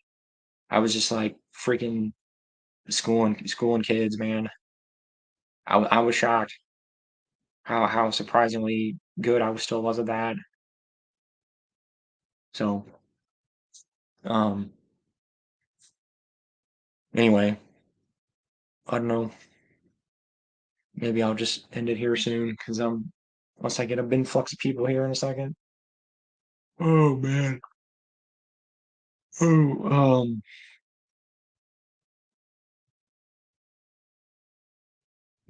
oh, okay. Low quality painting. I see people say how book Spartans beat Space Marines in every aspect, so I'd like to hear it myself. Oh yeah. Okay. Again, well, I can't comment on Space Marines too much, but I can give you on the Halo side of it. Yeah, the book Spartans are crazy. I mean, they are like insanely fast and strong and smart and like they're almost OP. I mean, they're almost like it's like I'm trying to remember like in Fall of Reach, Kelly is like the Flash. Like she can like run a mile, like half a mile in like 30 seconds. Like she's like incredibly fast and like it's almost ridiculous. Like I mean it's still in their own possibility because they're super soldiers and like I mean I think I'm exaggerating a little bit about Kelly, but like, she could basically I think maybe there even is a part where she breaks the sound barrier with her hand because she can move her hand so fast or something like that. Like, she's, like, basically like a low-powered Flash. They all have different things, like, Kelly was super fast. Chief was, like, he was a strategist, like, he was super smart. He was just a strategist guy. So he was super smart, and then there was, I can't remember who the I wish there was more people here I could talk about it, but, there's a guy who's, like, super strong. He could, he, like, punched a war there was oh, man, maybe it was Chief. There was a part where Chief, I think he, like, kicks a banshee and he just, like, kicks it. He, like it's, like, almost comical, like, he kicks a banshee. I don't know if you know what that is, if you know Halo, um, low quality painting, but it's the weird looking, like, bird looking thing that the Covenant have, and he punches no, he punches it. He punches it, and he, like, punches it over it just goes flying and goes over a mountain, like, crashes in the mountain and just, and then this is, like, hundreds of feet away, like, he just punches it and just goes like, it's like from a Superman comic, like how Superman would just like, a train or something and he just punch a train or something. It was like it was, like, ridiculous, but it's like it's almost comical, almost, but, yeah. The book Spartans are OP. They're pretty OP, I'll admit. Even as a fan of Halo, I'll admit the book Spartans are pretty OP. So I don't know how you wanna the Space Marine side of it, but um, but again, it's explained. It's explained pretty well because in the books, the Spartans are basically, I mean, they kidnap these kids when they're prepubescent kids, and they just pump them full of drugs and just basically, like, they rewrite their DNA, and they reinforce their bones with metal and stuff, and, like, they're barely human, and that's something the games don't touch on at all, but in the books and stuff, they're barely human. They're cyborgs. I mean, yeah, I mean, the games kind of tell you that he's a cyborg, but they're barely human. They're almost all machine. That's what it is. That's what most of it is because they're robot. They're mostly machine. They're basically just a brain. I mean, yeah, they're basically a robot with some human. They're basically RoboCop. I don't know if you've seen RoboCop. But they're basically like RoboCop. RoboCop can like grab a car and stuff like that's it's yeah, pretty much RoboCop, pretty much. Probably a little bit more, probably a level above RoboCop, honestly. Um, 60 kilometers per hour is soft max or Space Marine. Okay. I think the Spartans can run fast. I think Spartans are faster than that. I think because I remember at least Kelly. I think at least Kelly, which is that's one of the Spartans. It should need to clarify the Spartans that is in blue team, which is Master Chief's team or whatever original group that he's in. Um, I think she can run at least that, at least. So it might be comparable. Well, kilometers. Oh, you must be European or something because sorry, isn't that what is that? Miles per hour is more. It would be more than that, right? It'd be kilometers. 1.5 kilometer is a mile, right? So it would be um shoot, would it be 80 miles per hour, 90, somewhere around there? So yeah, that sounds about right. I think Spartans are somewhere around there. So yeah, they're probably pretty comparable, honestly. They're probably pretty comparable speed wise. I don't know. That's a good question. I've never heard people talk about speed, like strength. They really talk about strength and how um I don't know if you want to talk about that, but okay. Yeah, if you gotta go, man, it's all good. I was probably gonna end it soon anyway. So it's all good. Just let me know. Maybe just say goodbye when you leave, so I know that you're leaving because I think you're the only one left. But if you want to talk about Halo sometime, let me know, man. Like I want to do Halo stuff. I like Halo, and like I said, I want to get into Warhammer. So um, yeah, I'm open. I'm very open to Warhammer. I just haven't. I never knew anybody was into it. I don't. I just kind of do it. I kind of know it through other people. So, but I'm all open. I'm completely open to Warhammer. Just let me know. And doing audiobooks, Warhammer audiobooks at some point. I'm just backlogged with Star Wars stuff right now because I most people on here want me to do Star Wars stuff. So I do a lot of Star Wars stuff. Um, but yeah, no, I um uh Spartans are just OP, man. The Spartans are pretty OP, but it's like a cool OP because they just do crazy stuff and it's fun. It's comical. It's almost comical, but it's fun. It's enjoyable to me. Like I don't understand. I don't know. There's a thing now where it's like people have to take all this stuff real seriously. Like the Spartans, that they need to be stoic and they need to be like this. It's stupid them jumping real. They're jumping real high and punching banshees more. I'm like, what are you talking about? It's fun. I mean, what do you mean? Like that's what you do in the game. You punch. You can flip over warthogs with one hand. I mean, come on. Like it's. I mean, I get it has to have some kind of realism to it, but it's supposed fun to me. Fun overrides realism. I would rather have something be fun first and then realistic second. So yeah, I feel like most people are the other way around. They want it to be. It's gotta be real, man. It's gonna be feel realistic. It's gotta feel like it could really happen. It's a dude. It's basically a robot dude jumping like shooting aliens. How that's not realistic at all. The premise is not realistic at all. Why does it need to be realistic? Just enjoy it for what it is. But anyway, also 60 is whilst and about a ton of magic with your armor. Yeah, exactly. Yeah. I mean, I don't know exactly how the Warhammer universe works, but I'm sure it's like bullshit. Excuse me, sorry. It's just like whatever. I don't know what it is, if it's cybernetics or what, but that's the Halo version is it's cybernetics. It's they're basically robots, honestly. The Spartans are pretty much robots in with the human brain pretty much. So it's like, yeah, it's like a drill press. You could have a drill press could that's where the real is people that complain about it. It's like it could be real. It's it's a robot. It's a machine. I mean, a machine can pretty much do whatever you want it to do. A machine can lift 1,000 pounds. You know, so the first rule hammer is the rule of cool, and I think it should be like that everywhere. I agree with you, low quality painting, 100%. I agree with you 100%. That's the number one rule to me. I think everything should be like that, and I think that's lost. And I think that happened with Star Wars too, sadly. I think that happened, and I think everybody. I don't know. It's like everybody, like, and I shouldn't say everybody, but most people now are like, it's gonna have a, the story it's gotta move me, and it's gotta, and then this and that. I'm like, I don't. I'm not. That's not why I'm watching this stuff. I'm not watching Star Wars to be moved. It's to see cool stuff happen. It's to see lightsabers. And I'm not saying Star Wars can't move you because it can. It can. You can definitely have that in there for sure. I mean, definitely. I'm not saying that.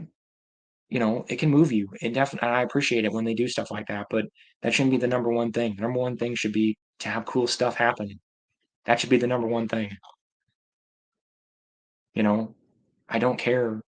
It doesn't need to be realistic. It doesn't need to be, it doesn't need to move me. It doesn't need to change the world. It just needs to be fun. Um, so yes, yeah, I agree with you 100% there. Low quality painting. I think that's something that's lost in the modern era. I think we, it is and it isn't. Like, I don't know. I think the MCU had that. The MCU had that for a while. The MCU was really good about that with the first Iron Man movies and some of the early stuff. It was cool. It was awesome. The number one thing was just see Iron Man blowing stuff up. It was cool. It was cool. And it had a heart, it had a soul. Yeah. I'm not saying that. Yeah, like I said, I think more grounded films are also cool, but people should be more accepting of the cheesy fun. Yes, I agree. You can have both. Like you can have both. They both have a place. But I think people are like, I think the problem is to me is like people want grounded in it's like people want grounded in superhero movies and not that you can't have grounded superhero movies, but like I mean, I don't know. I think we're kind of dumb. Do we really need any more of that? Like, we had the Nolan Batman movies. We got to see realistic Batman. I think we took that about as far as it can go. Like definitely superheroes. I think Batman and like the Punisher. I think that's about as far as you can go with like realistic superheroes. Because yeah, okay, it felt like yeah, Batman. The first couple Nolan Batman movies. Yeah, that could happen. Yeah, I could see that. I could see a guy gliding and using all this cool kind of tech stuff to do this stuff. Okay, yeah, but it's been done. I think, I mean, just maybe just this is just me personally, my personal bias here, but I think I'm done. I think I'm done. I think we went as far as we can go in that direction, and I think we need to go in the other direction. And like again, like you said, yeah, you can do both. You can do grounded movies, um, but yeah, but don't. Maybe that's a problem. You can't do both. I think they try to do both. Don't just do one or the other, maybe. I think it works better if you do one or the other and not try to do both, if that makes sense. Like if you're gonna make it grounded, commit to it. Make it fully grounded. Make 100% grounded and commit to it. If you're gonna make it over the top, cheesy, commit to it. Make it over the top, cheesy, and fun, and just commit to that. And just like you said, rule cool. Just make rule cool the number one rule, and then screw everything else. That's kind of my logic. That's kind of where I'm at. Um, and you can have both. Again, I think some things can straddle the line and do both. I think it's hard. It's difficult. It's really. I think very few movies in whatever TV shows, whatever can pull that off. I think it's difficult to pull that off. It is. So I don't know. That's just my 2 cents there. I don't know. So I don't know. I think overall though people take things too seriously. I think that's part of the issue is people are taking comic book movies too seriously. Like it's like it's supposed to be this you know I don't know what you call it, like earth shattering kind of like change my life kind of stuff. It's not. It's comic books. It's comic book movies. They're meant to be fun.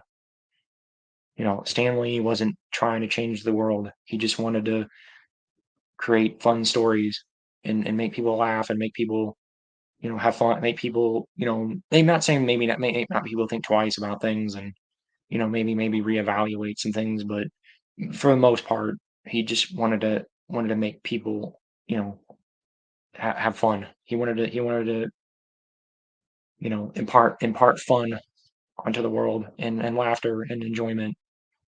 At least that's what I got out of, the things he said and some of the things I've read that he said and done. Um, you know, Same with George Lucas. I think George Lucas is the same way. I don't think George was trying to um I'm not saying Star Wars has some amazing themes. Absolutely, it does. But I don't think George was wanting you to question, reality and like trying to make you like, you know, like change your life, may make different life choices or anything. I don't think that George was trying to do that. He was just trying to tell a fun story and heartwarming, heartwarming. And again, it has themes. I'm not saying that it doesn't. It has themes and it has important stuff in it, but it's not. I think the number one goal, like you said, rule of cool, was the number one goal. Fun, fun. Just have fun. And I think that's been lost. I think Disney has lost that, and that's why they lost me because it's not about fun anymore. I don't think it's just about they just turn into the main thing is they turn into a product. It's just a product. It's just okay, here's a show. Get ready for the next show. Okay, this is it. And then watch this, and then there'll be another show next week. It's become too routine. Like Star Wars used to be an event. It used to be something. It used to be special. Even when it wasn't always good. Like, yeah, the prequels have problems. I'm not gonna say they don't, but at least it was something. It was special. There was a vision. You had a guy there. You had George there, and he had a vision, and he wanted to um do something. Do something. He wanted to tell a story, and I don't think Disney cares about that. They don't care about the story. They just care about making money. That's all. So anyway, Moon Knight 2021 is kind of grounded, but has some cheesy stuff. Yeah, yeah. I couldn't get into Moon Knight. I tried. I watched the first few episodes, and it just I don't know. I wasn't thrilled by it. I was not, and I like Moon Knight. You know what it was? I didn't like the Moon Knight I read was very different. I read the 2000 was it the mid 2000s Moon Knight, which was like it was like really gritty and like it was like Punisher. It was pretty similar to Punisher and stuff, and it was like really really gritty and that kind of it was kind of like Batman. Like I don't know, it just reminded me of Batman a lot. Like it was very similar to Batman and the Moon Knight. I mean, I know there's different interpretations. See, that's the thing. There's different interpretations of Moon Knight. Or any character, they're all like that. There's Batman, there's cheesy Batman, which that's what the Adam West show is based off of. Then there's the gritty Batman. There's the Frank Miller Batman, which is what the newer movies are based off of. And then what I mean, there's different interpretations of it. And I've never been huge into Moon Knight. I've read some of the comics. Like I said, I read the 2000s comics. That's about it. I never got super big into him. Never was big into Moon Knight. Um, I kind of read it and I'm like, it was too maybe it was too similar to Batman, and I was kind of like, I think I'll just read Batman instead. I think because Batman was big. Batman was big. Batman was really big. Oh, you're talking about the comic book. Sorry. Oh, sorry. I thought you were talking about the TV show. Um, oh shoot. Okay. If you're in the comic books kind of grab as cheesy. Okay. Oh, I don't know. All right. I mean, I don't know. I'll have to check out. I don't know. I'm semi interested in Moon Knight. I thought about reading some Moon Knight comics, like the older ones. The 70s ones are pretty good, supposedly. 70s, 80s ones are good. I thought about reading those at some point. Um, but okay. Yeah. If I mean if you recommend it, maybe I'll read it. Maybe I'll check it out if you like it. Um, but yeah, I don't know. I was never big on Moon Knight. I've just never have been. He just always seemed like a Batman, like kind of like a Batman clone to me. So I don't know, but maybe I'll check it out. Oh man, I probably should let this go. I don't want to. I mean, unless low quality painting, unless you got some other stuff you want to talk about as a starting art style. Yeah, the 2000s comics had really good art. They had amazing art. The art was fantastic. Um, I don't remember who it was. I think it was the guy that did. It was the guy that did the Avengers at the time. I think Moon Knight was in the Avengers at the time because I remember reading the Avengers. I was reading the Avengers comics at the time, and I think he was there. I think Moon Knight. I think he was in the Avengers. Correct me if I'm wrong. I don't know if you're a big Moon Knight person, low quality painting. But um, yeah, I enjoyed it, or I enjoyed the art. I enjoyed the art more than the story. I didn't care for the story. I like the artwork though. Yeah, that's one thing about comics. That's a good thing about comics is even if the story if one's the story's bad, you can enjoy the art. If the art's bad, you can enjoy the story. It depends. It's harder. The second way is harder because yeah, it's harder to get past bad art. But yeah, I see what you're saying. No, but anyway, I don't know. I probably oh man, probably should have let this go. I've been doing I had this for 3 hours. Sure. Um, I don't know, low quality painting unless you got something else you want to talk about. I don't know. You said 6 a.m. for you. You're in Europe, I'm assuming, so you're probably getting tired. You're probably wanting to go to bed or whatever. Or I don't know. Or you're just getting up. You might just be getting up. See, we're in the States here. It's like 11:30 at night, so it's late for us, early for you. Space Marines, yeah. You talking about um which Space Marines? There's a lot of Space Marines. There's Colonial Space Marines from Aliens, or there's Warhammer Space Marines, which again I don't know much about, but you seem to. And then there's Halo Space Marines, which I know quite a bit about. Quite a bit. Not yeah, quite a bit. I've read most of the Halo books, so I can talk about that. I mean, I'll probably let you go. I mean, probably here soon in a few minutes, but we can talk for a few more minutes maybe. Um, like I don't know, when we were talking about Space Marines, like we kind of talked about it a lot, but if you had something else you want to talk about it,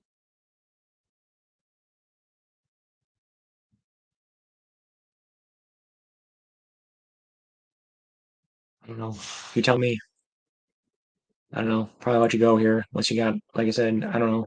There's something specific about Space Marines you want to talk about. We kind of talked about speed, strength, and how they're OP. At least Halo Space Marines. What else would you something else you want to know about Halo Space Marines? I don't know. Any fact I can tell, just ask. Just ask. Oh, you're asking me to ask you about Warhammer Space Marines? Okay.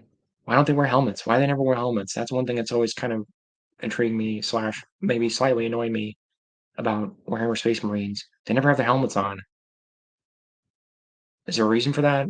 Is it just like is it one of those things where it's just kind of like is it like the opposite of Halo Space Marine or Halo Space Marine? Because Halo Space Marines always have their helmets on. It's the reverse in Halo. They almost never take like they do. They take them off in the books and stuff, but in like some of the comics. But this like in pictures and things, they always have their helmets on, and then it seems like Warhammer Space Marines are the opposite. They always have their helmets off, or like the visor's back, or whatever. I'm not sure how that works, but like I think it's like a visor, isn't it? It's like a visor type thing that comes down and goes like slides into place or whatever. It's always off. Why do they never have that? Why do they never have that on or down or whatever? Okay, they have iron halos, which give them energy shield. Okay, some of them, but why don't the guys that don't have that? Is it just like is it just like a rule of cool? If it's a rule of cool thing, I don't care. Me, yeah, if it's just a rule of cool, like that's probably what I'm assuming that's what it is. Like I'm just so cool, I don't need to wear a helmet. Like I don't care if bullets are flying, flying by my head. I'll just keep my helmet down because I'm that much of a badass. Is something like that. I would assume. There's something else where they do that a lot, where their visors are always down and people complain about it. What is it? You know, shoot, I don't know. Oh, Gears of War, Gears of War, Gears of War. Um, it's the same thing. They have all this body armor and they never wear helmets except for Carmine, and then Carmine always dies. I don't know if you know Gears of War, low quality painting, but like Gears of War kind of does that too, and they kind of poke fun at it because I think it's in Gears of War 2, maybe 3, 2 or 3. The visors are Carmine's like, why you guys always wear why you guys are wearing helmets? It has a filter in it, so and it has all this stuff in it, so you don't die. And they're just kind of like, they just kind of like shrug and they're just like, we don't need it. It's one of those real cool like I'm a badass. I don't need to wear a helmet kind of thing. It's mostly to make them different from the others. Okay, Okay, yeah. All right, I guess I can kind of see that. It's like a different. It's like to make them look different. I kind of see what you're saying. Yeah, they wear bandanas, from what I know. Okay, all right. I was just curious about that. I was just curious. Like, yeah. Oh, you know what? Yeah, I can see. Okay, I get what you're saying. Yeah, I get it. It just makes you think of Gears of War. I don't know, that popped into my head just now because you're like, it just makes you think. It just makes you think of that because I kind of like. Did they poke fun at it? Because I kind of liked how Gears of War kind of poked fun at it. Like, like I said, Carmine. I don't know. Again, I don't know if you know Gears of War, but he's the only guy that wears a helmet. They're similar. They have all this. They're similar to. It's almost. It's kind of similar to that in a way. They have all this crazy like. It's like super thick body armor, and they don't wear helmets. None of them wear helmets except for Carmine. He's the only one that wears a helmet. Like out of the main all the main people you see, even the commanders and stuff, none of the commanders wear helmets. None of the commanders, nobody in Gears of War wears a helmet except for Carmine. Like about Gears of War guys have bandanas. Yeah, okay, yeah, yeah, I guess so. Yeah. Well, I shouldn't say that because the normal random like cannon fodder guys wear helmets, but like pretty much everybody else, even like the supporting characters don't wear helmets. None of them do. Kim. Kim's a supporting character. You barely see him. He's like he dies like what, an hour into the game, and he doesn't wear a helmet.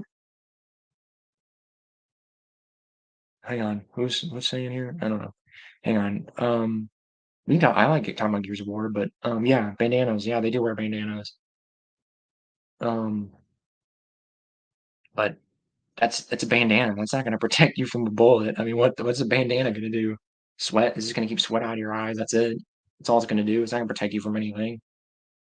I mean, it's funny because Carmine is supposed to be the dummy, like cannon fodder, dumb guy, and he always dies. But at least he's wearing his helmet. I don't know. Some people argue, well, it's when it cuts off your peripheral vision, but it's supposed to has a visor in it, so you can. It's supposed to have digital stuff in it, so you can see. You can see like stuff around you, and you can like mark targets and stuff. It's supposed to have stuff in it. Same like it's like supposed to be like Halo. I think pretty similar.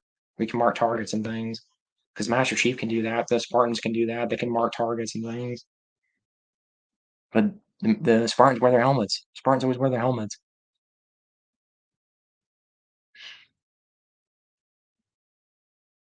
Was it? Okay, whoa, dude, just casually listening to one of your uploads, and turns out you're streaming. I'm assuming got no cues for you. Just want to thank you for the work in the uploads. Okay, sure thing. No problem. I don't know. I like doing this. It's weird. I might have to do this on the weekend because I had way more. I didn't even announce this yesterday. I had way more people in here. So maybe I'll wait and do this over the weekend. I'll do this on Friday. I'll probably do this Friday or Saturday or something. When people have more time, I guess. Um, Captain Cigarus. Captain Cigarus from my favorite chapter has a great helmet. Captain Cigarus, is that? That's not a Gears of War character, is it? I'm assuming you're talking. Yeah, chapter. Yeah, you're talking Warhammer. Yeah, sorry. Yeah, Warhammer. Okay. Yeah, I know they have helmets. I know they do. They have like helmets, and it's like a big visor thing that comes down, right? Because I think, yeah, it's a big visor thing that comes down, isn't it? Correct me if I'm wrong, but yeah, it's like a big helmet slash visor thing that comes down. So, um, yeah. Okay. I was just curious about that because they just never wear helmets. And I just always thought that was kind of funny because they always have these huge freaking armor, this crazy armor, and they never wear helmets. Then a lot of them, I shouldn't say never, but a lot of them don't wear helmets. Um, yeah, I just always find that funny. And I liked how Gears of War, I know I'm repeating myself, but I always liked how Gears of War did that, but at least it like poked fun at it and kind of, I don't know, could do Gears of War. Yeah, I think the Gears of War audiobooks are already on. I think somebody did those already because I thought about doing those. I think those are all on here already because I used to be really big into Gears of War. I like that a lot. I wish they'd write more Gears of War books. I think they quit. They were doing them for a while. Karen Travis wrote them, and then they did them for the games, and then I think they did one. I think they did do one like a few years ago, maybe. I don't know. I haven't been following Gears of War all that much. So anyway, I don't know. I'll probably let you guys go here because it's getting late. Unless, like I said, unless somebody has something else specific they want to ask or say here in the next like minute here. Person that just joined, if you want to say something. Arming of a Space Marine is cool. If you mean the short video, are you talking about Warhammer? I'm assuming you're talking about Warhammer. Unless you're talking about that video, there is a video with Master Chief showing Master Chief's video armor being put on. That was pretty cool. I think it was the legendary. If you got the legendary ending in Halo 4, that shows all of his armor being it shows his armor being taken off. I think is that what you're talking about? Yeah, you're talking about Warhammer. I'm assuming quality painting. That seems to be your wheelhouse. Yeah, you're gonna have to give me some.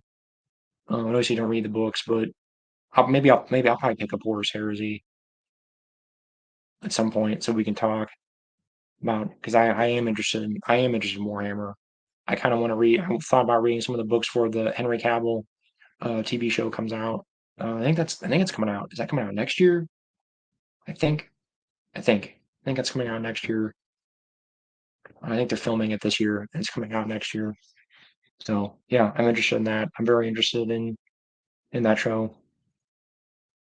So or just Warhammer in general. I'm interested in it. So um when I'm done with the stuff I'm reading right now, I'll probably read some Warhammer books.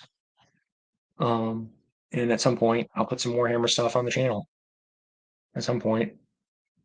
I might let that fire cool down a little bit because they got pretty irritated with me. So hope they take a little time correcting it. Yeah, I agree. Take time. I don't care if it takes 5 years. Fine. I don't need it. I don't need it tomorrow. As long as it's good, that's all I care about. As long as it's good, that's all that matters. I got books. I got tons of books to read, and like I said, I got to read some Warhammer books. I got to read the books first. I got to start reading some of the Warhammer books, and I think there's comics too. Maybe I'll read some comics. Um, but yeah, I'm interested in Warhammer, so I agree with you. Quality painting. I take all the time I need. So anyway, I don't know. I know I keep saying it, but oh man, been at this for 3.5 hours here. I probably need to go here at some point. Unless the other person that joined wants to say something. Well, I've been talking to low quality painting this whole time. Other person, you want to say something? Say something. If you got a question or something, this is going to be the time to ask it. Probably for a while, because I'm probably not going to do this again until I'll probably wait till the weekend and I have people have more people or we have more people have time and I have more time. So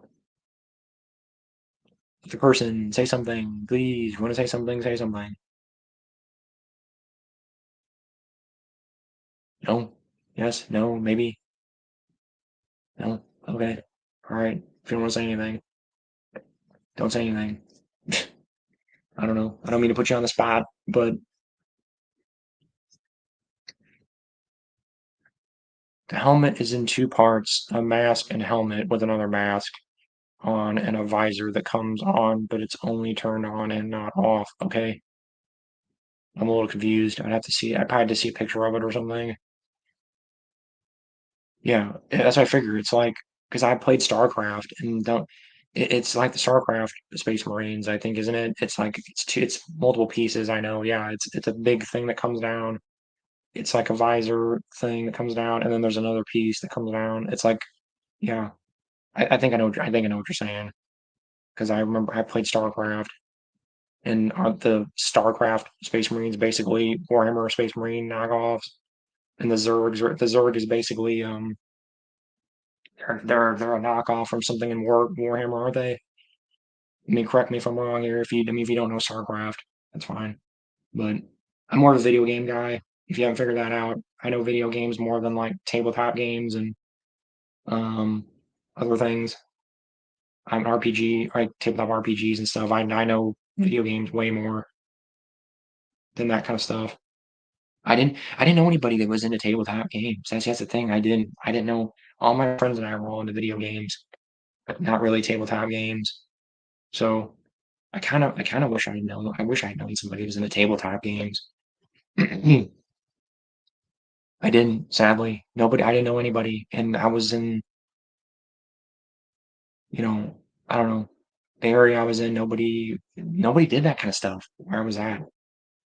It was weird. I didn't know anybody who was into any of that kind of stuff at all. Like the cards. I mean, I played like Pokemon and Yu-Gi-Oh! And the closest thing I came to any of that stuff was like Pokemon cards and Yu-Gi-Oh! Cards and Magic the Gathering. That's like the closest I ever came to tabletop RPGs and stuff. Like and Dungeons. I kind of got into Dungeons and Dragons a little bit. Like now, not when I was a kid, but now a little bit. But yeah, no, I don't. Sorry again. I want to get into that stuff. I just, I might go. I thought about going to my local. There's a place near me now where I moved, and they have tabletop. They have a bunch of tabletop meetups and stuff. And I thought about going and just kind of like, I don't know, thought about just going and just at least just kind of like sitting in and kind of maybe like I'd be the new guy, but just sitting in and just maybe at least just watching. Maybe I'll just go and just kind of watch for a little bit before I decide to do anything. But to be standing, it's oculars and not visors. Okay, it's oculars. Okay, I guess I get what you're saying. They're not a big connected visor, but two eye thingies. Oh, okay, so it's like two separate things that come down. Is that what you're saying? Because I think yeah, it's Starcraft. It's just a one big thingy like pulls down or whatever. Okay, I think I get what you're saying. Or is it like things that come out from the side? It's like things come out from the side, or like probably comes out. I don't know. I'm not sure. I'd have to see it. Again, like I said, Warhammer. You were probably the one. You're probably man. Yeah, you were probably mad. You were probably upset when all my Warhammer books got taken down. Oh man. Yeah. Yeah, I know when I put those Warhammer books up, man, I got tons of people from that, tons of subscribers from that. That's why I was upset when those got taken down because I'm like, oh man, they took that down, but they left up all the other stuff that I've got other books on there that I'm surprised haven't been taken down. Huh. It's funny. I guess, yeah, I don't know. Anyway, I probably should go. I need to go. It's like getting close to midnight here. Link doesn't work. I'm not sure what you mean. Um, that's what you mean, low quality painting about a link not working. But you're talking about some on my Patreon. Um, that's what you mean. Sorry. I don't know. I better go. I better. It's getting close to midnight. So unless low quality painting, unless you have something, the link I sent. Oh yeah, I don't know if you can send links. Um, I don't know. I don't know if you can, I guess you can't do that. You try. Um, try doing it. Try posting it without the www and all that. Just do the or without the .com and all that. Just post the or was it a YouTube video should let you do it, but I don't know. Just do it without the www and the .com, and I can fill it in. But other guy who's watching this, if you have something to say, you might want to say it now because I'm gonna end the stream here. I've been at this almost like 4 hours here or so. I want to get something to eat here before it gets real late. I guess low quality painting if you want to. Man, I'd like to talk to you more. I'm enjoying talking about Space Marines. I just don't know a whole lot about it, but uh,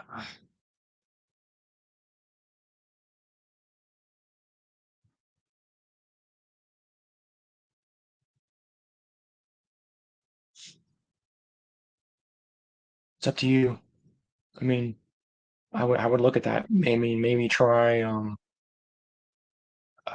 trying to open a second tab.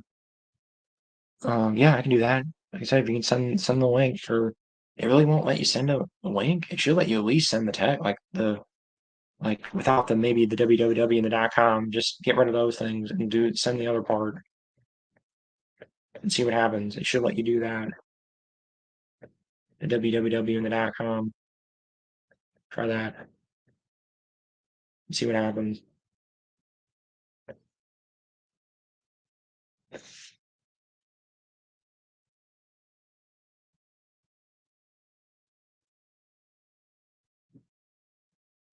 the first result. Okay. Oh, you mean just watch it? Yeah.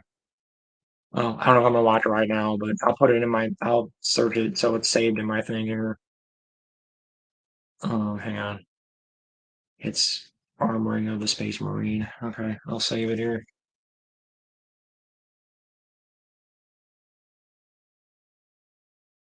Okay.